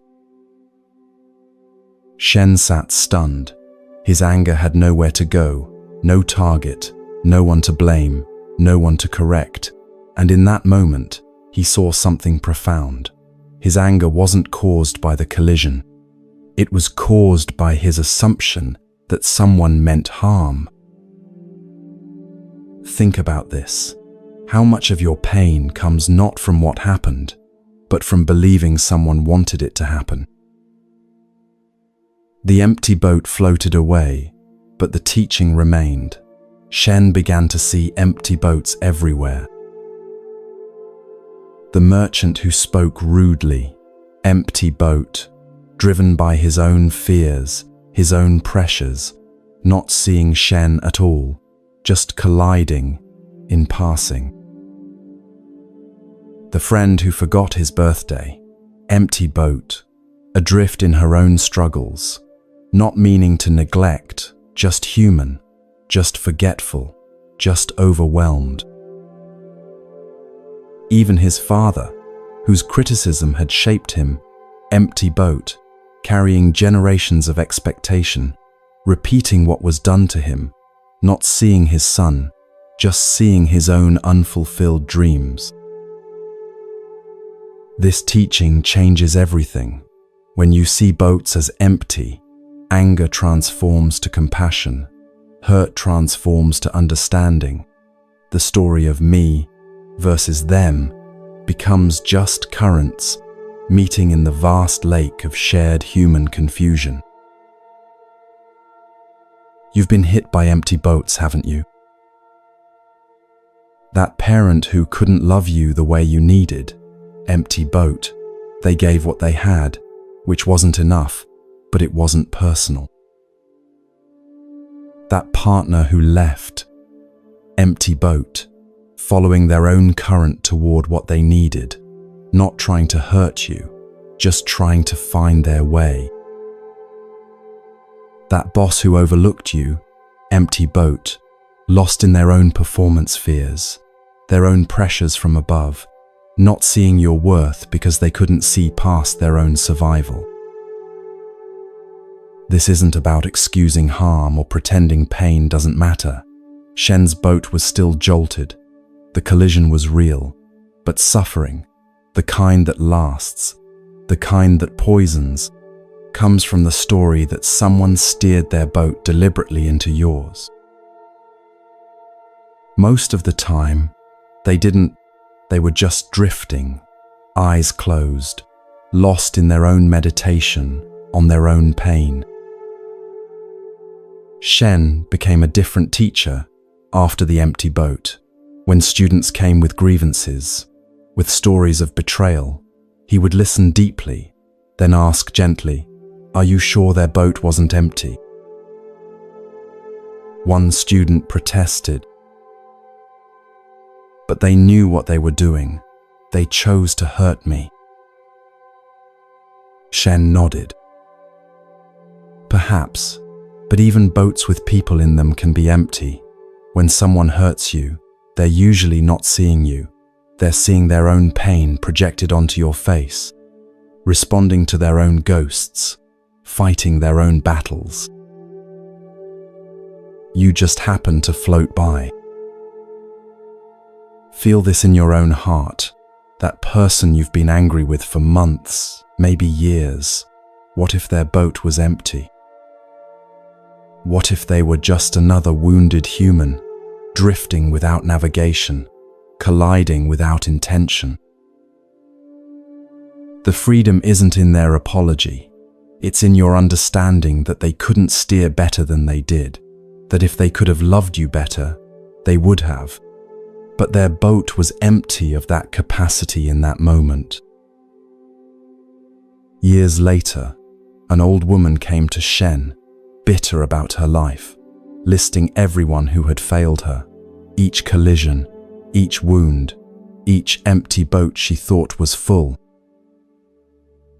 Shen listened until she was done, then asked, "And your boat, when it hit others, was it empty too?"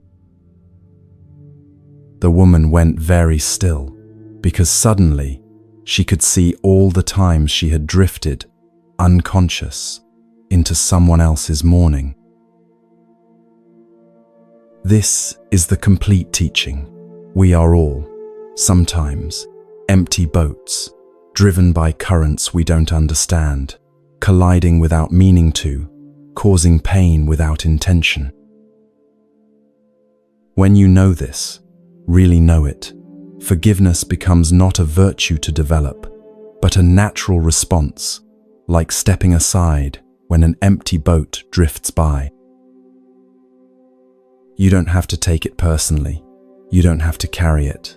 You can just notice, empty boat, and return to your morning meditation, to your peace, to your own journey.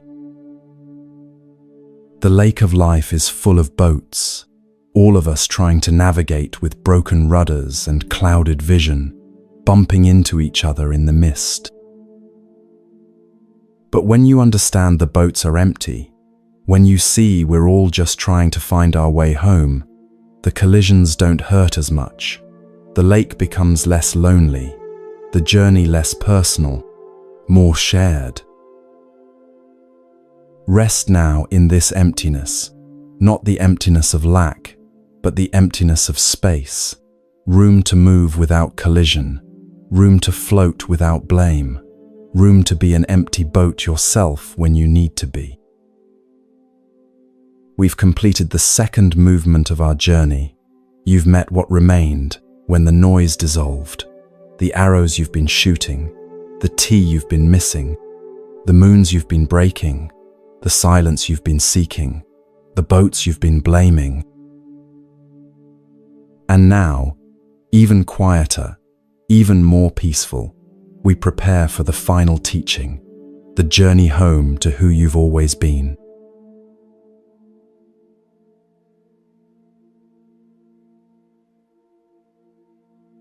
Part 3. Returning Home. Story 11. The Master's Silence. You've traveled far tonight, through stillness and storms, through arrows and empty boats. Now we slow even more, like a river approaching the sea. The current becomes gentler, wider, deeper. We're coming home to something that was always here, waiting for your return. There was a master named Jinyu who lived in a small temple at the edge of a mountain village. He was known throughout the region, but not for his eloquent speeches or brilliant insights. Jinyu was known for his silence. People would travel for days, sometimes weeks, just to sit in his presence. They didn't come to hear wisdom.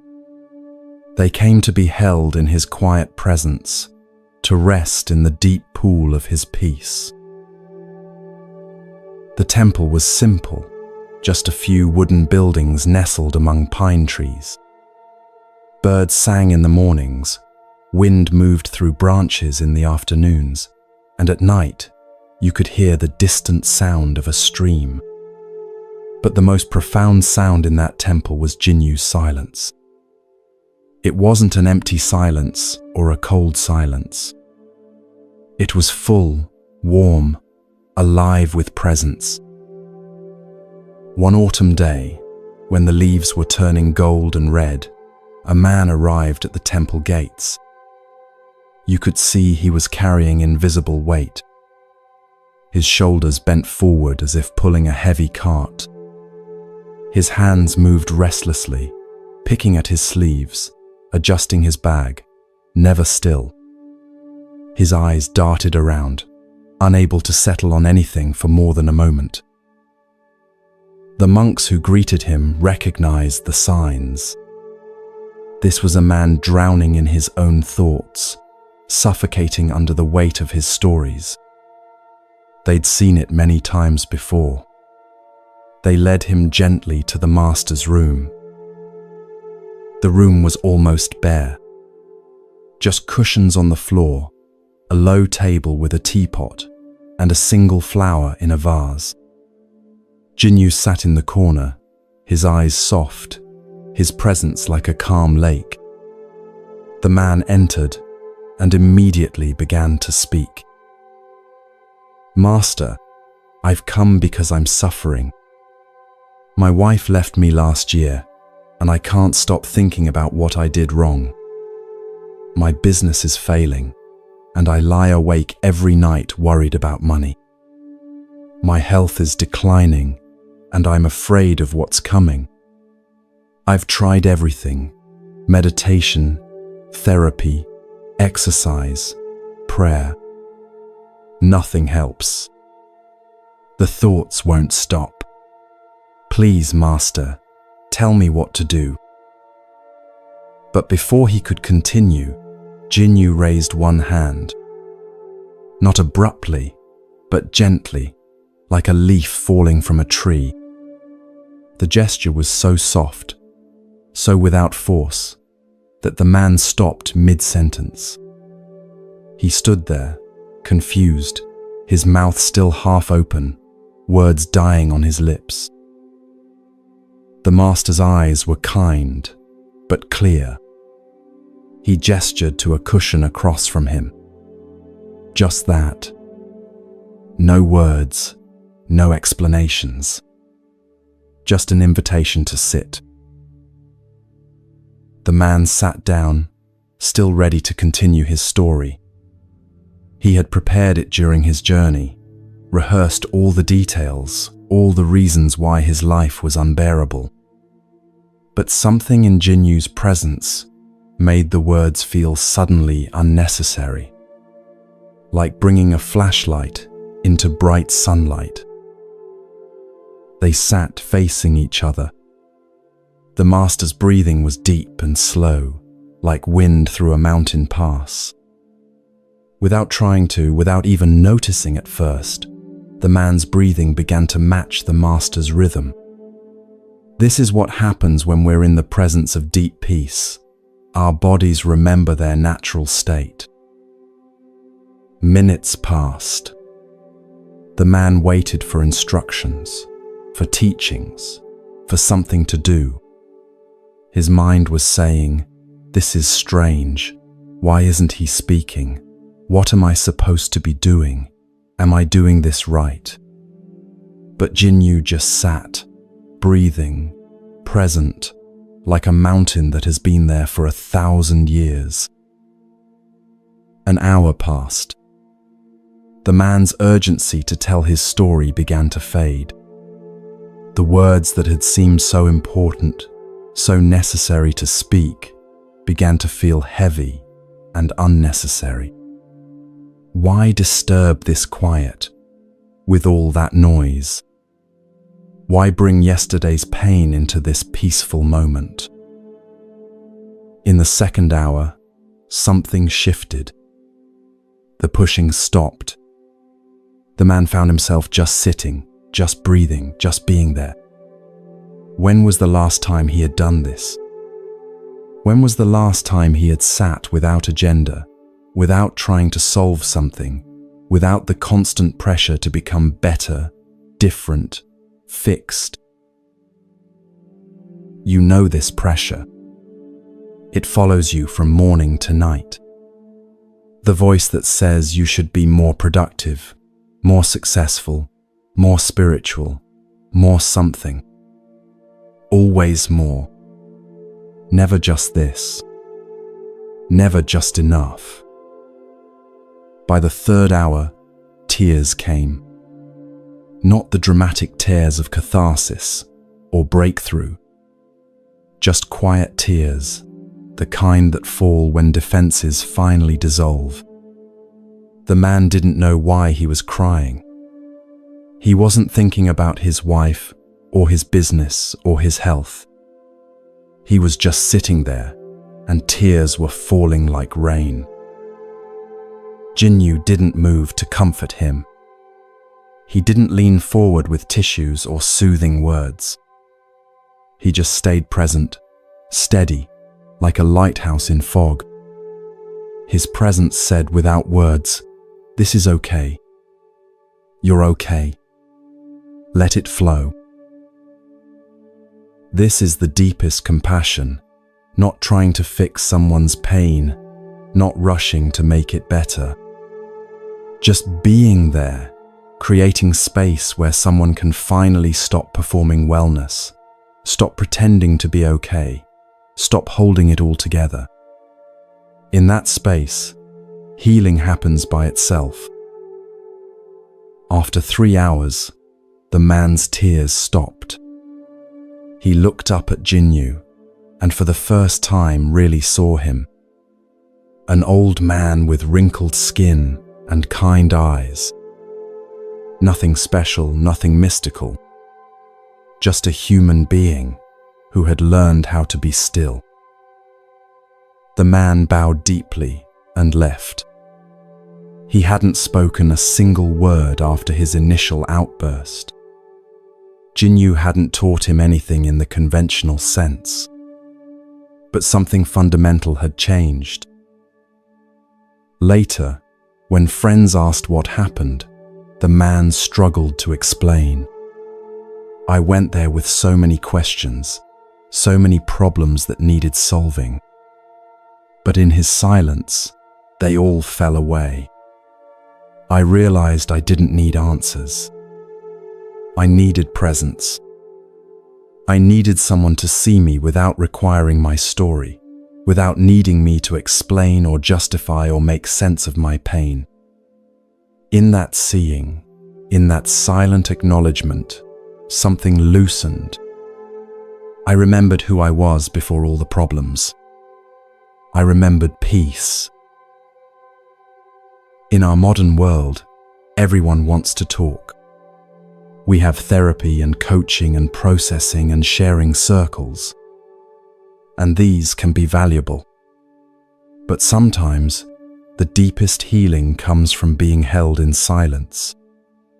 From being seen without being analyzed. From being accepted without being understood. Think of a time when someone sat with you in your difficulty without trying to fix it. Without offering advice or platitudes or 5-step solutions. Just there, breathing nearby, sharing space with your pain. How rare that was. How healing. Jinyu taught this way for 40 years. Thousands came to his temple, each carrying their own burden. Business people with their stress, parents with their worry, young people with their confusion, old people with their regrets. They came expecting words of wisdom, techniques for peace, answers to their questions. Instead, they found silence. And in that silence, they found what they were really looking for. Not solutions to their problems, but space from their problems. Not different circumstances, but a different relationship to their circumstances. Not a new self, but their original self, waiting patiently beneath all the noise. One young student stayed at the temple for several months. He was eager to learn, always asking questions. One day, he couldn't contain himself anymore. "Master," he said, "why don't you teach with words? Why don't you give us instructions, techniques, wisdom?" Jinyu looked at him for a long moment. Then he spoke, one of the few times anyone heard his voice. It was soft, like water over stones. "Words add," he said. "Silence reveals." The student didn't understand at first. But over time, sitting in that quiet presence day after day, the meaning became clear. Words add more thoughts to an already overcrowded mind. Silence reveals what's already there, the peace, the stillness, the wholeness that thoughts obscure. You're touching this silence now. Not the absence of sound, but the presence of something deeper. My words are like boats, carrying you to a shore where words aren't needed, where you can rest in the quiet that has always held you. There's nothing you need to understand from this story. Nothing you need to remember or apply. Just let yourself be held by this moment, by this breath, by the silence between my words. Let yourself be seen without needing to explain who you are. Let yourself be accepted without needing to earn it. The man who visited Jinyu that autumn day went on to live an ordinary life. His business still had ups and downs. His health still had challenges. He still thought about his ex-wife sometimes. But something fundamental had shifted. He had touched the silence beneath the noise. And once you touch it, you never fully forget it. When stress would build, he would remember sitting with Jinyu. He would close his eyes, slow his breathing, and return to that silent room. Not the physical room, but the room inside himself that Jinyu had helped him find. The room where he didn't need to be fixed because he wasn't broken.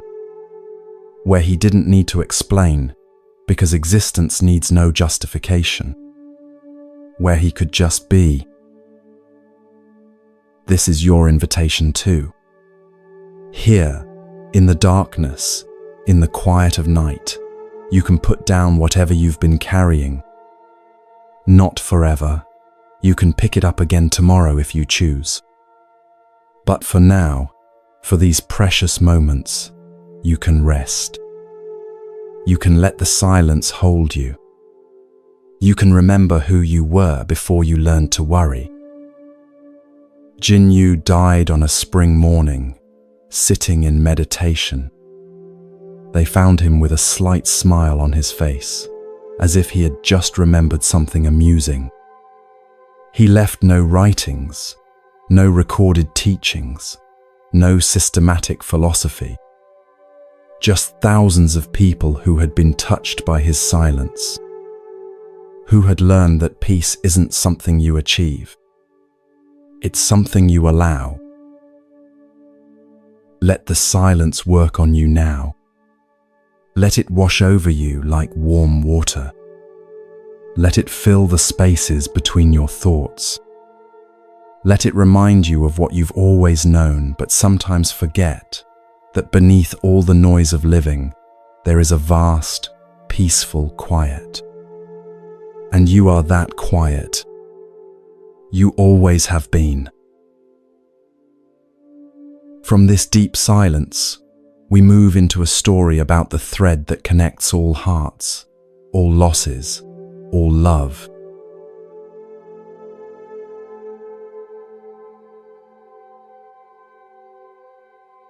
Story 12. The Mustard Seed. Some stories touch places in us that we try to keep protected. This is one of those stories. It's about grief, about love, about the invisible thread that connects every human heart. If you've ever lost someone dear to you, this story is especially for you. During the Buddha's time, in a small village nestled between rice fields and gentle hills, there lived a young woman named Kisa Gotami. Her name meant frail one, but there was nothing frail about her love. She had married young, to a kind man who worked with his hands. Their life was simple but full. And then their son was born. If you're a parent, you know how a child changes everything. Suddenly the world becomes both more beautiful and more terrifying. Every sharp corner is a threat, every cough a worry. But also, every smile is a miracle. Every small hand reaching for yours is pure magic. Kisa Gotami felt all of this. Her son was the light that made everything else make sense.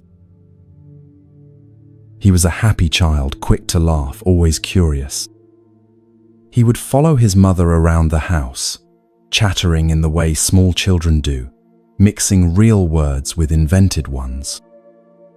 She would carry him to the market, and the vendors would smile and give him treats.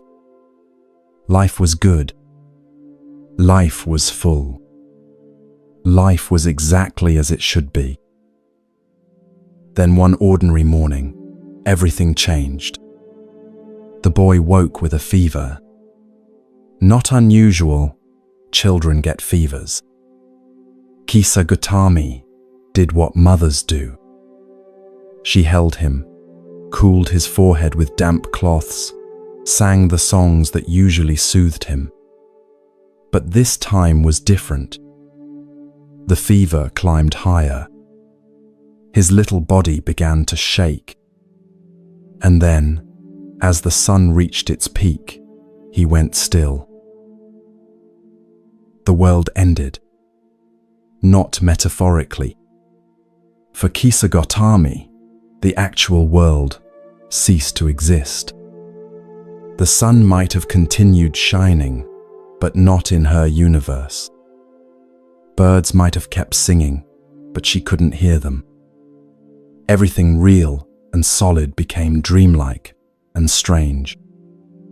Only one thing remained real, the weight of her child in her arms. Her mind simply refused to accept what her eyes were seeing. "No," she said, first quietly, then louder. "No, he's just sleeping deeply. He's sick and needs medicine. I need to find medicine." She wrapped him in his favorite blanket and stood up.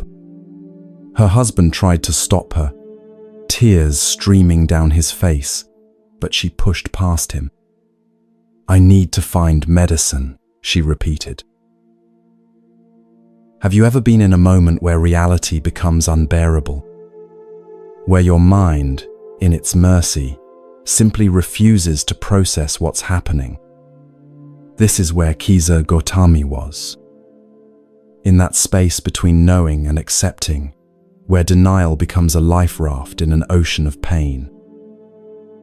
She went from house to house in her village, knocking on every door. "Please," she would say, "my son is sick. Do you have medicine? He just needs the right medicine." The villagers would look at the still bundle in her arms, and their faces would crumble with pity. Some turned away, unable to bear it. Others tried to speak gently to her, to help her understand. but she couldn't hear them.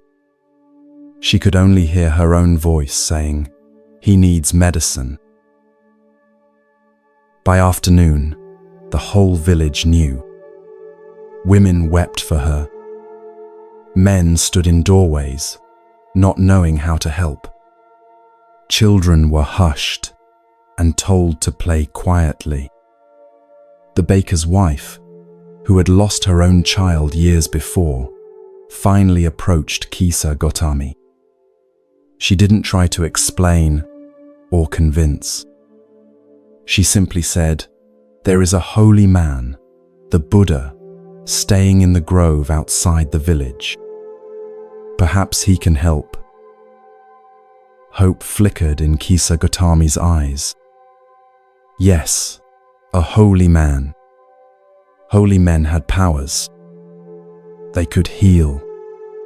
She half ran to the grove, her child growing heavier with each step, though he weighed no more than before.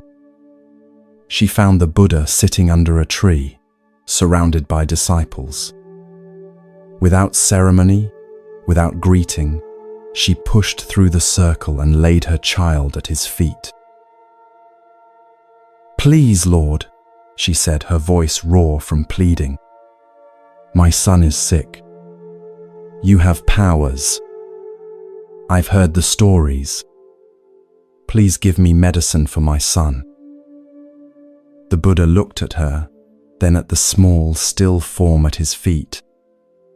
His eyes filled with such compassion that some of his disciples had to look away. It wasn't pity. Pity distances us from another's pain. This was compassion, the full recognition of shared human suffering. He had been a father once. He knew. "Yes," he said softly, and Kisa Gotami's whole body sagged with relief. "I can help you. But first, I need you to bring me something. I need a handful of mustard seeds." "Yes, yes," she said eagerly. "I'll get them right away." Mustard seeds were common, used in cooking. Every household would have them. "But," the Buddha continued gently, "they must come from a house where no one has died. The seeds must come from a home that has never known death." She didn't pause to think about the strangeness of this request. She only heard that there was something she could do, a task that could save her son. She bowed quickly, gathered her child, and hurried back to the village. At the first house, she knocked with renewed energy. "I need mustard seeds," she said. "For medicine. The Buddha sent me." The family gladly brought out their jar of seeds. But when she added, "They must come from a house where no one has died," their faces changed. The grandmother spoke softly. "Child, my husband died in this house 3 winters ago. Our seeds cannot help you." At the next house, it was a child who had died. At the next, a mother in childbirth. House after house, family after family, the same story. Everyone had seeds. Everyone wanted to help. But every home had been touched by death. As the day wore on, something began to shift in Kisa Gotami. At first, she just moved faster, knocked harder, spoke more urgently. But as the stories accumulated, this one's father, that one's baby, the other's brother, a different awareness began to dawn. She wasn't just collecting refusals. She was collecting a map of grief that covered the entire village. By evening, she had knocked on every door. She stood at the edge of the village, looking back at all those houses, each one holding its own story of loss. Her son lay heavy in her arms, For the first time since morning, she really looked at him. His face was peaceful. He wasn't suffering. He was gone. She sat down under a tree, still holding him, and began to weep. But these were different tears than the wild grief of the morning. These tears were mixed with something else, a strange, painful comfort. She wasn't alone. Every mother in the village had wept these tears. Every father had felt this breaking. Every family had an empty place at their table. She saw it now, the invisible thread that connected every house, every heart. Grief was the price of love, and everyone who had loved had paid it. Her pain was unique in its specifics. This child, this face, this particular laugh that would never sound again. But the pain itself was ancient, shared, part of the human story. When Kisa Gautami returned to the Buddha, she came without mustard seeds, but with understanding. She carried her son one last time, but differently now. Not as a mother desperate to deny death, but as a mother ready to honor it. She laid him gently at the Buddha's feet. "I could not find a house untouched by death," she said quietly. The Buddha nodded. "And what have you learned?" "That I am not alone," she said. "That grief is the tax we pay for love. That my son's death is part of the way things are, not a punishment meant for me alone. That every person I meet has carried this weight." She performed the funeral rites for her son with the help of the village women. They knew what to do because they had done it before. They sang the songs that needed singing, spoke the words that needed speaking. And Kisa Gautami found that she knew the words too, though no one had taught them to her. Grief has its own language, and we all learn it eventually. After the ceremonies, she returned to the Buddha and asked to become his disciple.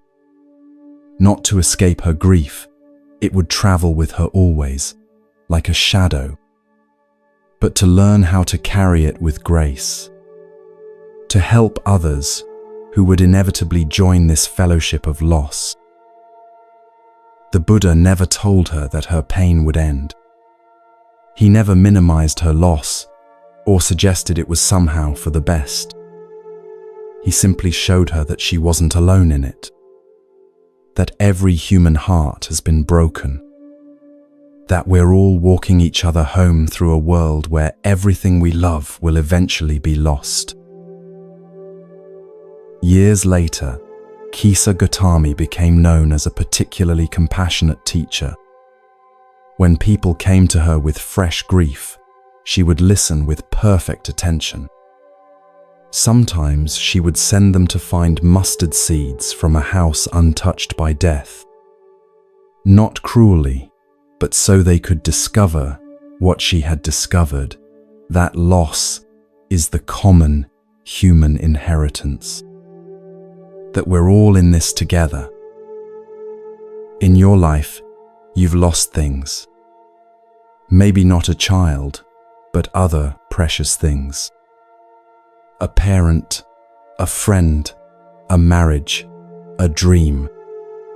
And in those moments of loss, you might have felt singled out by fate. "Why me?" the heart cries. "What did I do to deserve this?" But loss doesn't come because we deserve it. It comes because we're human. Because everything in this world is temporary, including us.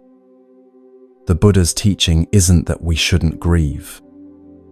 It's that we shouldn't grieve alone. That we're all part of a vast web of hearts that have loved and loved again. Think of everyone you know. behind each face is a story of loss. The cheerful colleague who lost her mother last year, the quiet neighbor whose son struggles with addiction, the friend who miscarried and never speaks of it.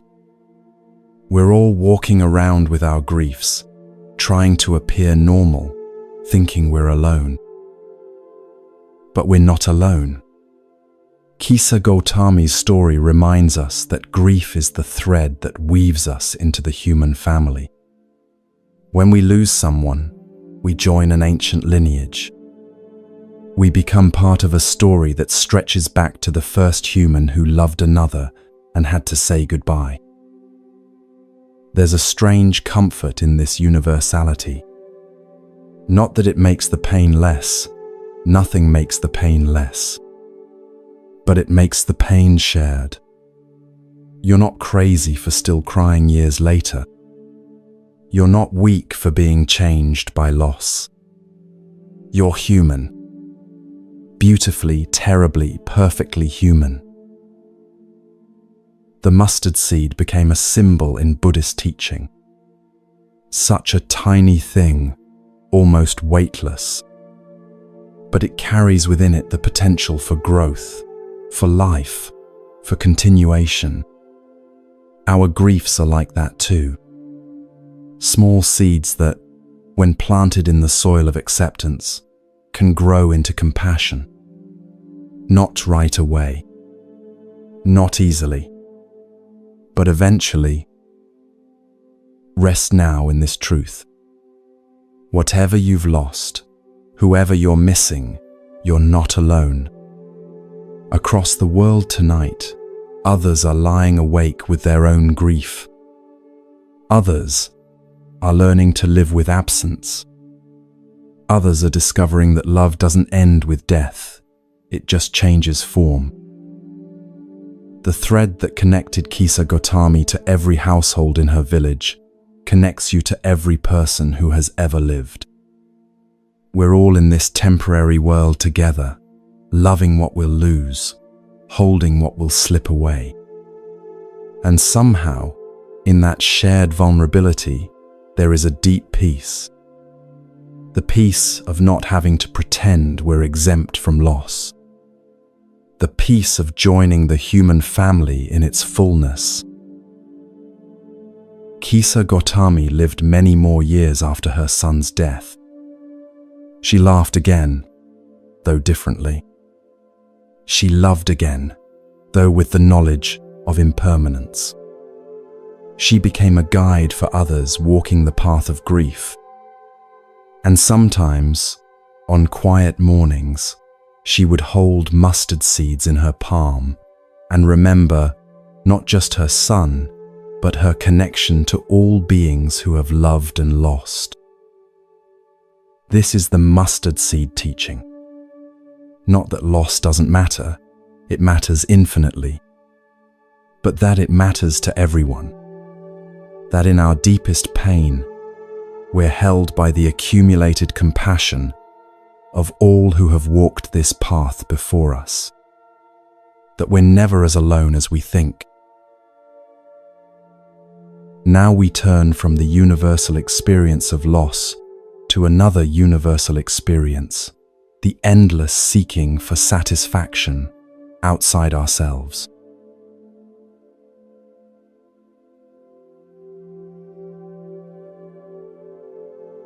Story 13. The Stone Cutter. You're floating now in that deep quiet that comes after touching profound truth. Ready to hear about a journey we all take, the circle of seeking that leads us far from home before bringing us back to where we started. This is the story of someone just like you and me, convinced that happiness lives somewhere else. There was a stone cutter who worked at the base of a great mountain. Every morning, he would walk the familiar path from his simple home to the quarry.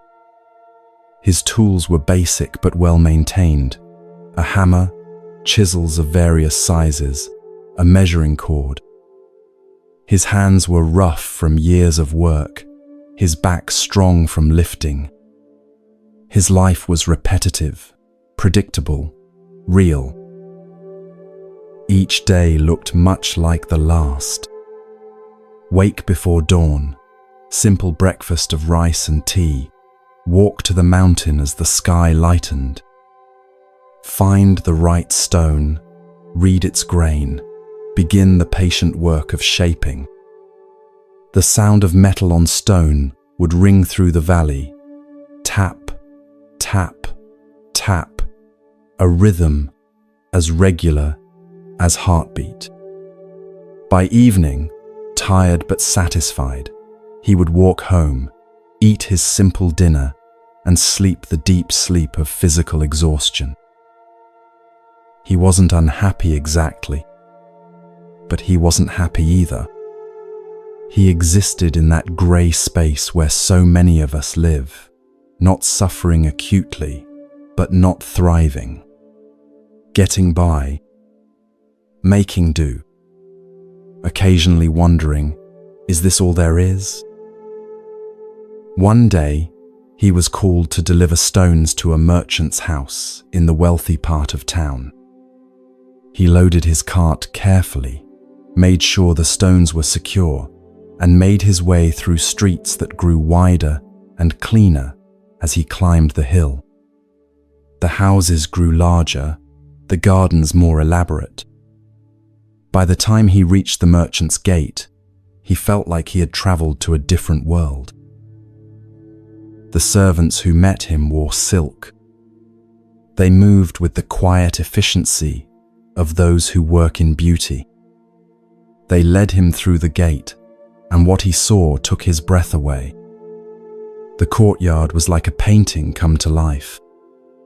Flowers arranged with perfect artistry, fountains singing with clear water, paths of white sand raked in peaceful patterns. And the house itself, room after room of polished wood and precious objects. As he unloaded his stones, he caught glimpses of the life inside. The merchant reclining on silk cushions, being served tea in cups so delicate they seemed to be made of light. No calluses on those hands. No ache in that back.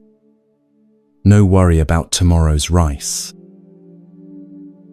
A thought arose in the stonecutter's mind, sharp and clear. If only I were him. If only I had his wealth, his comfort, his ease. Then I would be happy. Then life would be good. And in that moment, something extraordinary happened. The universe, which sometimes has a strange sense of humor, granted his wish. Suddenly he was the merchant. Silk robes replaced his rough clothes. Soft hands replaced his calloused ones. He found himself reclining on those very cushions he had envied. At first, it was everything he had imagined. The food was exquisite, the bed soft, the worries about money gone. He spent his days in leisure, his evenings in entertainment. Servants anticipated his every need. Life was sweet. But one day, a prince passed through the town. The stonecutter, now merchant, was required to go out and bow as the royal procession passed. He stood with the other wealthy citizens, but they all had to lower their heads. The prince sat high in his golden carriage, looking neither left nor right. Power radiated from him like heat from a flame. As the merchant bowed, a familiar feeling arose. He doesn't bow to anyone. He commands, and others obey. If I were the prince, then I would have real power. Then I would be truly satisfied. And again, the universe shifted. He became the prince. Now he was the one in the golden carriage. Soldiers cleared his path. Ministers hung on his every word. His decisions affected thousands. Surely this was the pinnacle. Surely now he had arrived. But summer came, and with it, blazing heat. Even in his palace, even with servants fanning him, the prince sweated. The sun beat down mercilessly, caring nothing for royal blood. It touched peasant and prince alike, and both withered under its power. Looking up at the sun, the prince thought, "It rules over all. It needs no soldiers, no ministers. Its power is absolute. If I were the sun, nothing could touch me. I would be supreme." So he became the sun, blazing, radiant, essential.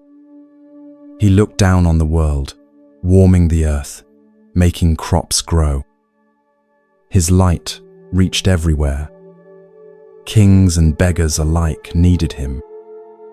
This, surely, was ultimate power. Until a cloud drifted between him and the earth. Just a simple cloud, but it blocked his light completely. All his blazing power stopped by mere vapor. The realization stung. This cloud defeats me without effort. It must be mightier. I must become the cloud. As a cloud, he felt the freedom of movement. He could go where wind took him, could bring rain or withhold it. He could block the mighty sun. But then he encountered the mountain. No matter how he raged, no matter how much rain he poured, the mountain stood unmoved. The mountain simply endured. Of course, he thought, the mountain is eternal. It doesn't need to move or change. It simply is. This is true power, not doing, but being.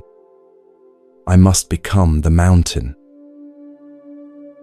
As the mountain, he felt a peace he hadn't known before. Storms came and went. Seasons cycled. He remained. Birds nested in his trees. Streams ran down his slopes. He was home to countless lives, foundation for the whole valley. This felt different from the previous forms of power. This felt like purpose. He might have remained content, but one morning he felt a strange sensation. A tiny vibration, rhythmic and persistent. Tap, tap, tap. At his base, a stone cutter worked. Just a man with simple tools, but with each strike, he shaped the mountain. Slowly, patiently, inevitably. The mountain realized with a shock, this simple cutter is changing me. I, who withstand storms and time, am being shaped by his humble tools. He is mightier than the mountain. In that moment, the cosmic joke revealed itself. He had traveled the full circle.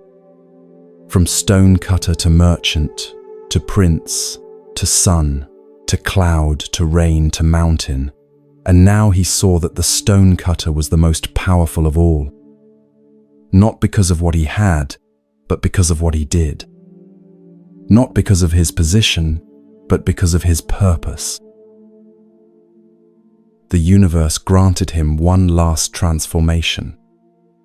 He found himself back where he started, hammer in hand, standing before the stone. Same tools, same mountain, same simple life. But everything had changed. No, nothing had changed except his seeing. The stone was just stone, but now he saw its hidden beauty waiting to be revealed. The work was just work, but now he felt its rhythm as a form of meditation. His simple home was just a home, but now he knew it as a palace of contentment. His rough hands were just hands, but now he understood them as instruments of creation. He had sought power in position, in wealth, in cosmic forces. But real power was in alignment, in being who you are, where you are, doing what is yours to do. The merchant's silk hadn't made him happy because he was wearing someone else's life. The prince's throne hadn't satisfied because it wasn't his seat. Even the sun's blaze felt hollow because it wasn't his light to shine. This is your story too, isn't it? Always looking at someone else's life and thinking, if only I had their money, their relationship, their body, their talent. The grass is always greener, we say, but we forget to finish the sentence. The grass is always greener where we're not standing, because we're not there to see its brown patches. Social media has made this worse. Now we can scroll through hundreds of lives that look better than ours. The influencer on the beach, the entrepreneur in the sports car, the perfect family in their perfect home. And with each image, a little voice whispers, if only. We forget we're seeing their highlight reel, not their daily reality. The Buddha taught that contentment is the greatest wealth, not because it stops us from growing or changing, but because it stops us from the exhausting chase for satisfaction in someone else's life. When you're content, you can still improve, still learn, still evolve. But you're doing it from a place of fullness, not emptiness. You're adding to what's already enough, not trying to fill a hole that can't be filled. The stonecutter worked for the rest of his days. Same mountain, same tools, same rhythm of tap, tap, tap. But now, when he shaped stone, he wasn't just making building blocks. He was participating in creation. When his back ached, he didn't think about the merchant's soft cushions. He thought about the strength in his spine, earned through honest labor. When his hands grew rough, he didn't envy the prince's smooth fingers. He saw his calluses as maps of dedication.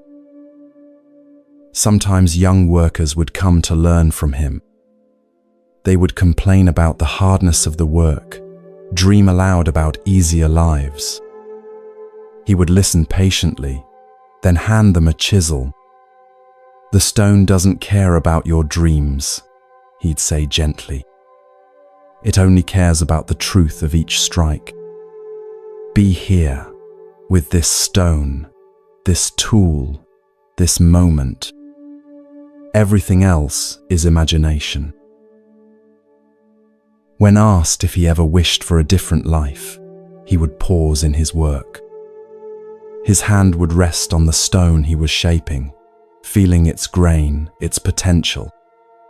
"I traveled the whole universe looking for satisfaction," he'd say. "I became everything I thought I wanted to be. And you know what I learned? The only power worth having is the power to be yourself, fully and without apology. The only wealth worth accumulating is contentment with what is. The only position worth seeking is alignment with your own nature." He would return to his work then, the rhythm resuming. Tap, tap, tap. The sound of someone who had stopped looking elsewhere for what was always here. The sound of someone who had come home. You can feel it, can't you?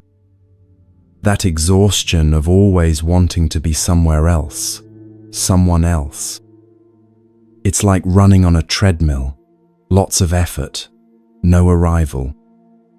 But what if you could step off? What if, just for tonight, you could say, "This is enough. I am enough. My life, imperfect as it is enough?"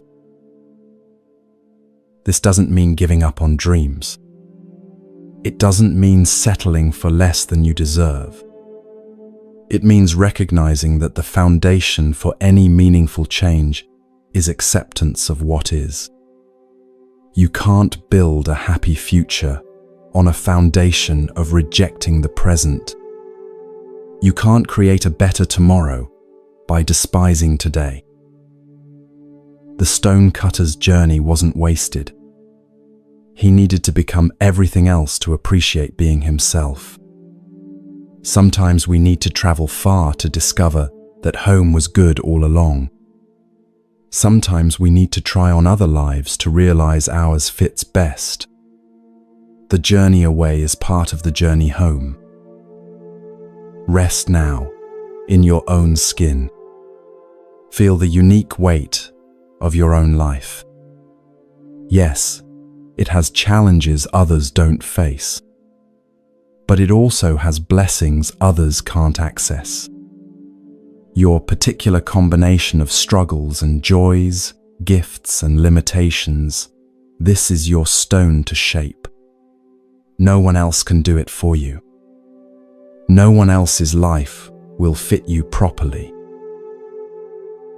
You are the stone cutter and the stone, the shaper and the shaped, the journey and the destination. Complete in your becoming, whole in your being.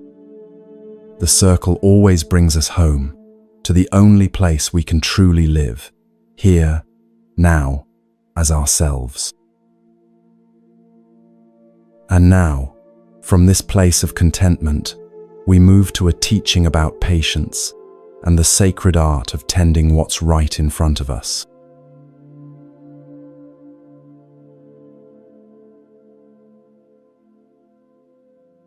Story 14. The Zen Garden. Almost there now. Almost home. Just 2 more gentle teachings before you rest completely. This one is about the sacred repetition that builds a life, the patience that creates beauty, the practice that becomes prayer. In Kyoto, there is a garden that has been tended for centuries. Not a garden of flowers that bloom and fade, but a dry garden of stones and sand. 15 rocks arranged with such precision that from any viewing angle, 1 rock remains hidden. White sand raked in patterns that suggest ocean waves, though no water flows here. This is a Karasansui garden, where nature is distilled to its essence. For the past 50 years, this garden has been under the care of Master Toru. He inherited this responsibility from his teacher, who inherited it from his teacher, in a line stretching back through time. Every morning, before the tourists arrive, before the city wakes, Toru enters the garden with his wooden rake. I want you to picture him now. An old man, but moving with the grace of someone who has found his rhythm. His rake is worn smooth from decades of use. His hands know every stone, every contour of the space. He doesn't hurry. There's no deadline for beauty. He begins at the eastern edge, where the first light will touch. The rake moves through the sand with a soft whisper. Each stroke deliberate, each pattern emerging like calligraphy written in stone. Concentric circles around the larger rocks, suggesting ripples in water. Long parallel lines in the open spaces, like windswept plains. curved paths that lead the eye on journeys that have no beginning or end. By the time the sun crests the temple roof, the garden is complete. Perfect. A meditation in sand and stone that seems to breathe with its own life. Visitors will come soon, standing at the viewing platform, taking photos, whispering about the beauty and precision. Some will understand that they're looking at more than a garden. They're looking at devotion made visible. But here's what those visitors don't see. By afternoon, wind will have scattered some of the patterns. A cat might walk across one corner, leaving paw prints in the perfect lines. Rain might fall, erasing whole sections. By tomorrow morning, much of today's work will need to be done again. A young monk once asked Toru, "Master, doesn't it frustrate you? All that careful work, undone by wind and weather? Why not build a roof over the garden, protect the patterns?" Toru paused in his raking, considering the question. Then he smiled. "The garden is not the patterns," he said. "The garden is the raking. If the patterns lasted forever, how would I practice? How would I return each morning to this meditation? The wind is my teacher, reminding me that beauty is not a possession. It's a practice." Do you understand what he's saying? We live in a world obsessed with permanent results. We want to solve problems once and have them stay solved. We want to achieve peace and have it last. We want to create something beautiful and preserve it forever. But life doesn't work that way. Life is not a problem to be solved, but a garden to be tended. Think about your own daily repetitions. Making the bed each morning, only to unmake it each night. Washing dishes that will be dirty again by evening. Caring for children who will need the same care tomorrow. Working on projects that will be replaced by new projects. It can feel futile, can't it? Like you're pouring water into a bucket with no bottom. But Toru knows something we forget. The repetition is not futile, it's sacred. Each time you make the bed, you're creating order from chaos. Each dish washed is an act of care for yourself and others. Each repeated task is a chance to practice presence, to bring beauty into the ordinary. The point isn't to finish. The point is to tend. Master Toru has been raking the same garden for 50 years. You might think he'd be bored, that the patterns would become mechanical. But watch him work. Each stroke is fresh. He's not repeating yesterday's pattern. He's creating today's. The sand might look the same, but this morning's light is different. His hands are one day older. The season has shifted imperceptibly. It's the same garden, but it's never the same garden. People think Zen is about achieving some special state, Toru once told a visitor. They imagine monks floating in bliss, free from ordinary concerns. But Zen is this. He gestured to his rake, the sand, his weathered hands. Just this, completely.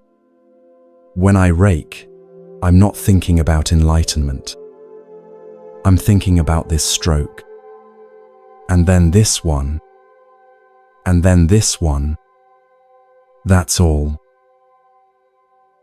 There's a profound teaching here about patience. Not the patience of waiting for something to happen, but the patience of doing the same thing again and again with full presence. It's the patience of water, wearing away stone, the patience of seasons turning, the patience that knows some things can't be rushed, only tended. When you wash a single dish with complete attention, that's the garden. When you listen to your child tell the same story for the 100th time, that's the garden. When you breathe one conscious breath in the middle of a stressful day, that's the garden. The garden is not somewhere else. It's wherever you bring the quality of tending. Years pass in the garden. Toru ages. His movements become slower, but no less graceful. Young monks come to learn from him. They're eager at first, excited by the beauty they'll create. But after a few weeks of the same routine, they grow restless. When do we move on to advanced techniques? They ask.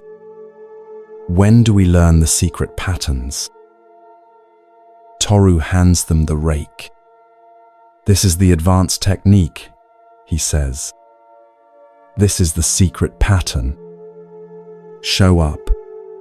Pay attention. Move the rake. Repeat. Everything profound is hidden in what seems ordinary. The sacred is not separate from the everyday.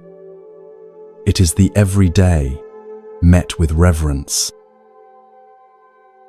One morning, a visiting businessman stops to watch Toru work.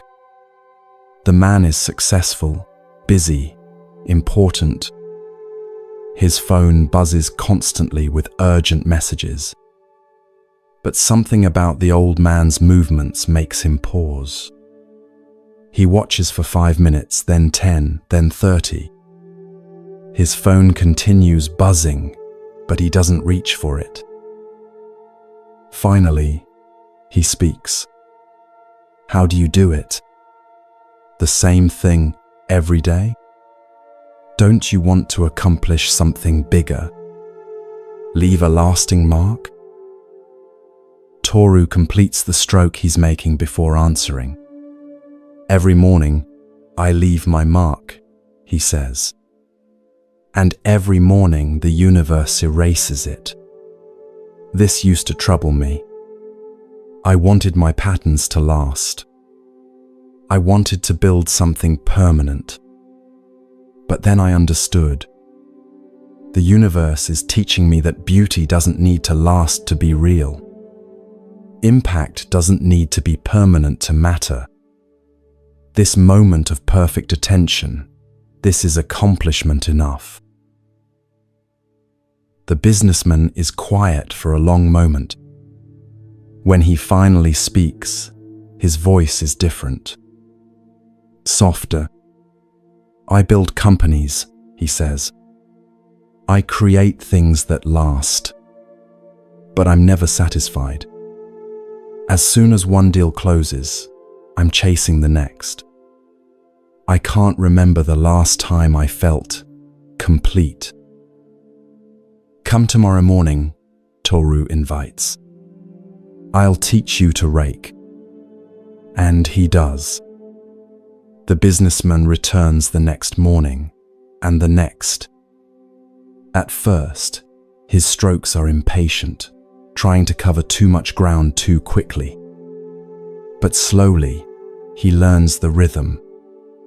He discovers that the rake has its own wisdom, that the sand teaches you how it wants to be moved, that hurrying produces inferior patterns.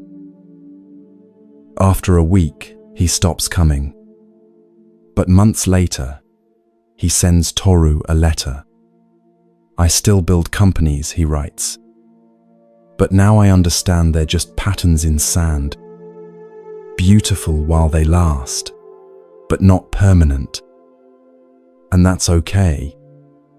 I've started arriving at work earlier, not to get ahead, but to water the office plants. It's become my garden, my daily practice of tending without owning. Thank you for teaching me that accomplishment can be as simple as showing up with a rake. This is the deep teaching of the Zen garden. Life is not a project to be completed. It's a garden to be tended. Each day brings its own requirements. Each season its own work. We rake the same sand, wash the same dishes, have the same conversations. And in this repetition, if we're paying attention, we find not monotony but rhythm, not futility but practice, not boredom but deepening presence. Tomorrow, when you face your daily tasks, remember Master Toru. Remember that the garden is not in the patterns but in the raking. That each ordinary action can be a meditation if you bring your full attention to it. That tending what's in front of you with care is a complete spiritual practice. You don't need a monastery. You don't need special tools. You just need to show up and tend your corner of the world. As Toru says, people travel across the world to see this garden. They take pictures of the patterns, but the patterns are just the footprints of practice. The real garden is invisible. It's the accumulated presence of everyone who has ever held the rake. It's the devotion made visible. It's the proof that ordinary actions, repeated with love, become sacred. Your life is your garden. Your attention is your rake. Each moment is sand waiting to be shaped, not for permanence, but for the joy of shaping, not for achievement, but for practice. The patterns you make today will be gone tomorrow. Make them anyway. Make them with your whole heart. This is the way. And now we come to our final story, the simplest and perhaps the deepest, about the truth that's been here all along, waiting for you to notice.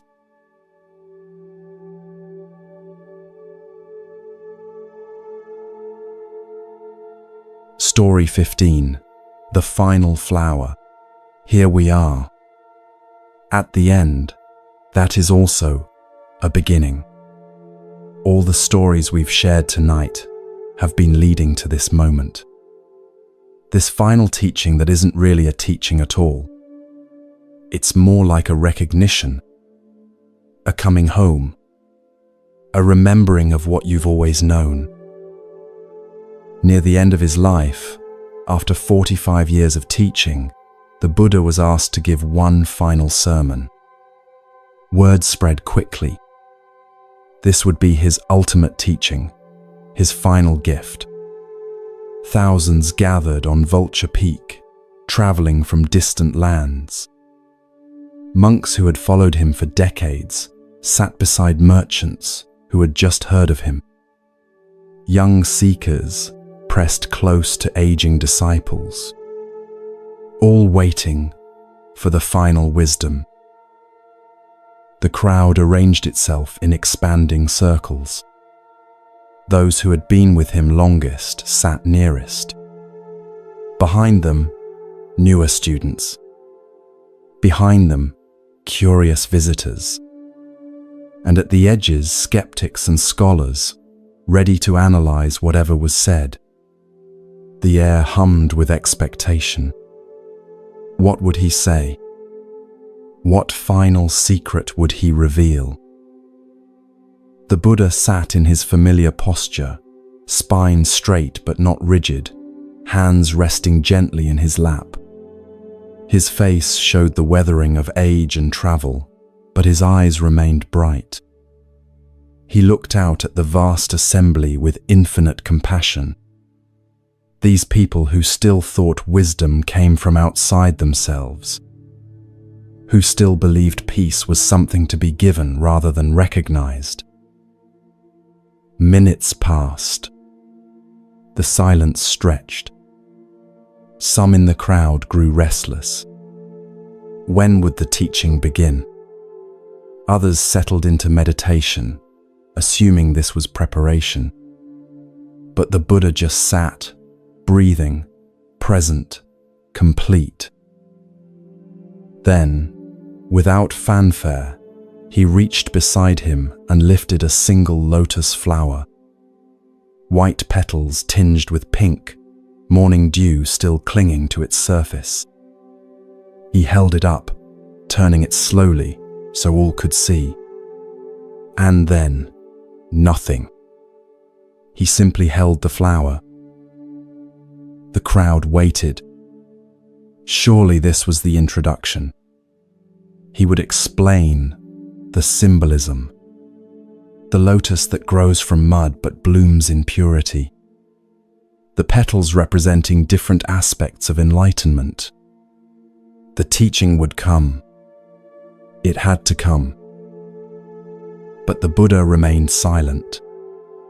He held the flower as if it were the most precious thing in the universe, as if it contained everything he had ever taught, as if seeing it, really seeing it, was the entire path. The crowd grew confused. Some wondered if he had forgotten his words. Others thought this was a test. Mental wheels turned, trying to decode the meaning. What did the flower represent? What was the hidden message? Minds that had been trained in analysis went into overdrive. But one person in that vast assembly understood. Mahakasyapa, a quiet monk who rarely spoke in gatherings. He looked at the flower, then at the Buddha, and a smile bloomed across his face. Not the smile of someone who had figured out a riddle, not the smile of intellectual understanding, but the smile of recognition, like seeing your own face in a clear mirror after years of looking in muddy water. The Buddha saw that smile. His own face lit up in response. In that moment, two people among thousands shared perfect understanding. No words had passed between them, but everything essential had been communicated. "I have the true Dharma I," the Buddha said, his first and only words that day. The marvelous mind of nirvana, the true form of the formless. It cannot be given by words and letters.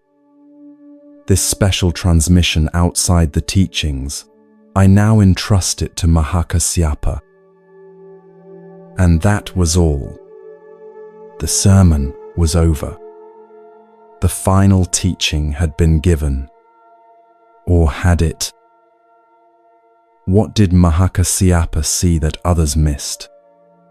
He saw that the flower was the teaching. Not a symbol of the teaching, not a pointer to the teaching, but the teaching itself. Complete, perfect, temporary, alive, present. Everything the Buddha had spent 45 years saying with words was there in the flower, saying itself without words. The flower was impermanent. It would wilt and die. The flower was perfect as it was. It didn't need to become a better flower. The flower was present. It wasn't remembering being a seed or anticipating becoming compost. The flower was unique. No other flower exactly like it had ever existed. The flower was universal. It was made of the same elements as the stars. But even more than that, Mahakasyapa saw that he was the flower, not metaphorically, not poetically, but actually The same life force that opened the lotus petals opened his eyes each morning. The same presence that expressed itself as flower expressed itself as him. There was no separation. There never had been. This is why he smiled. Not because he understood something new, but because he recognized something ancient. The cosmic joke of searching everywhere for what you already are. Of traveling the world, looking for your home, while never leaving it. Of seeking peace while being peace. Of chasing enlightenment while being light itself. All the teachings, all the sutras, all the meditation techniques, they were fingers pointing at the moon. But Mahakasyapa finally looked at the moon and realized he was the moon, and the finger, and the pointing, and the space between.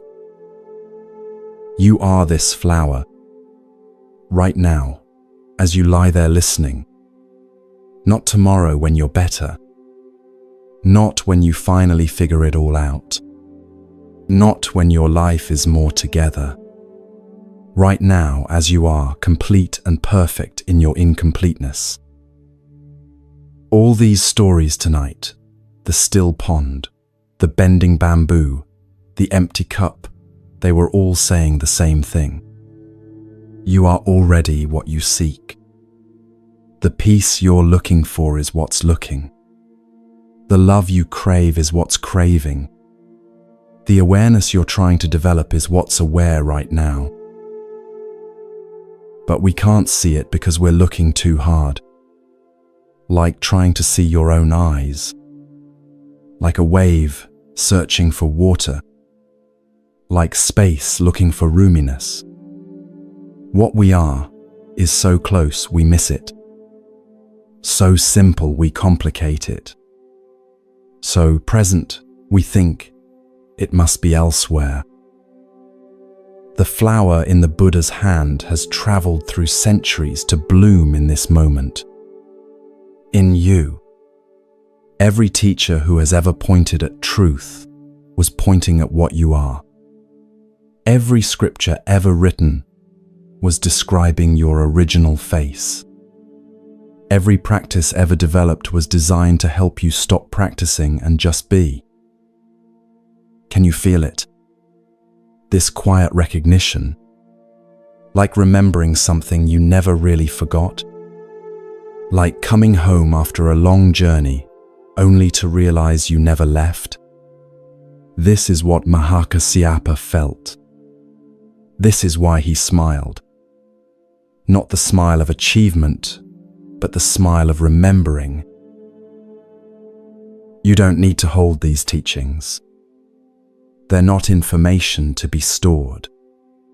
They're mirrors showing you what you already are.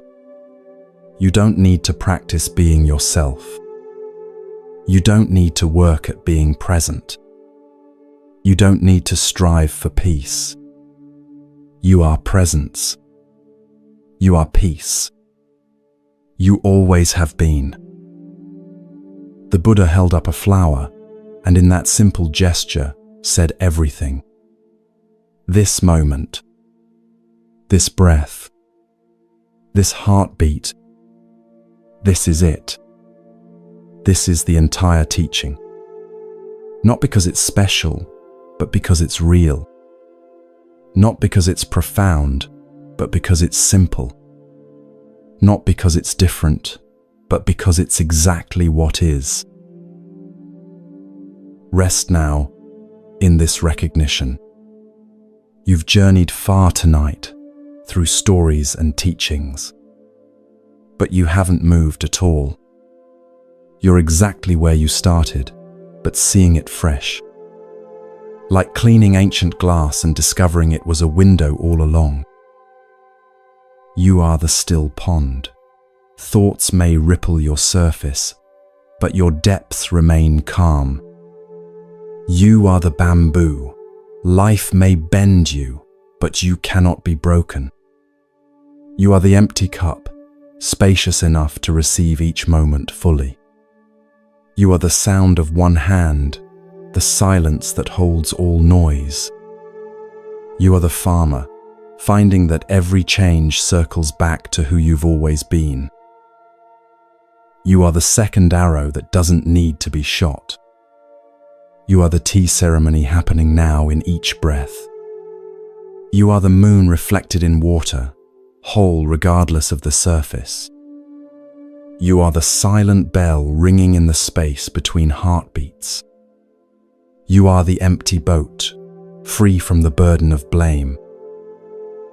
You are the master's silence that teaches without words. You are the mustard seed that cannot be found in a house untouched by loss. You are the stonecutter who discovered that all power leads back to simplicity. You are the garden being raked by each moment's passing. You are the flower. Always were, always will be, even when you forget, even when life is hard, even when you feel lost. The flower of your true nature continues blooming, patient, present, perfect. So rest now, not because you need to achieve rest, but because you are rest. Let sleep come if it wants to, or just float in this peaceful darkness. You don't need to do anything. You don't need to become anything. You don't need to understand anything. Just be. Be the flower. Be the one who sees the flower. Be the seeing itself. Be the space in which it all happens. You are all of it. You always have been. Welcome home. Welcome to what you never left.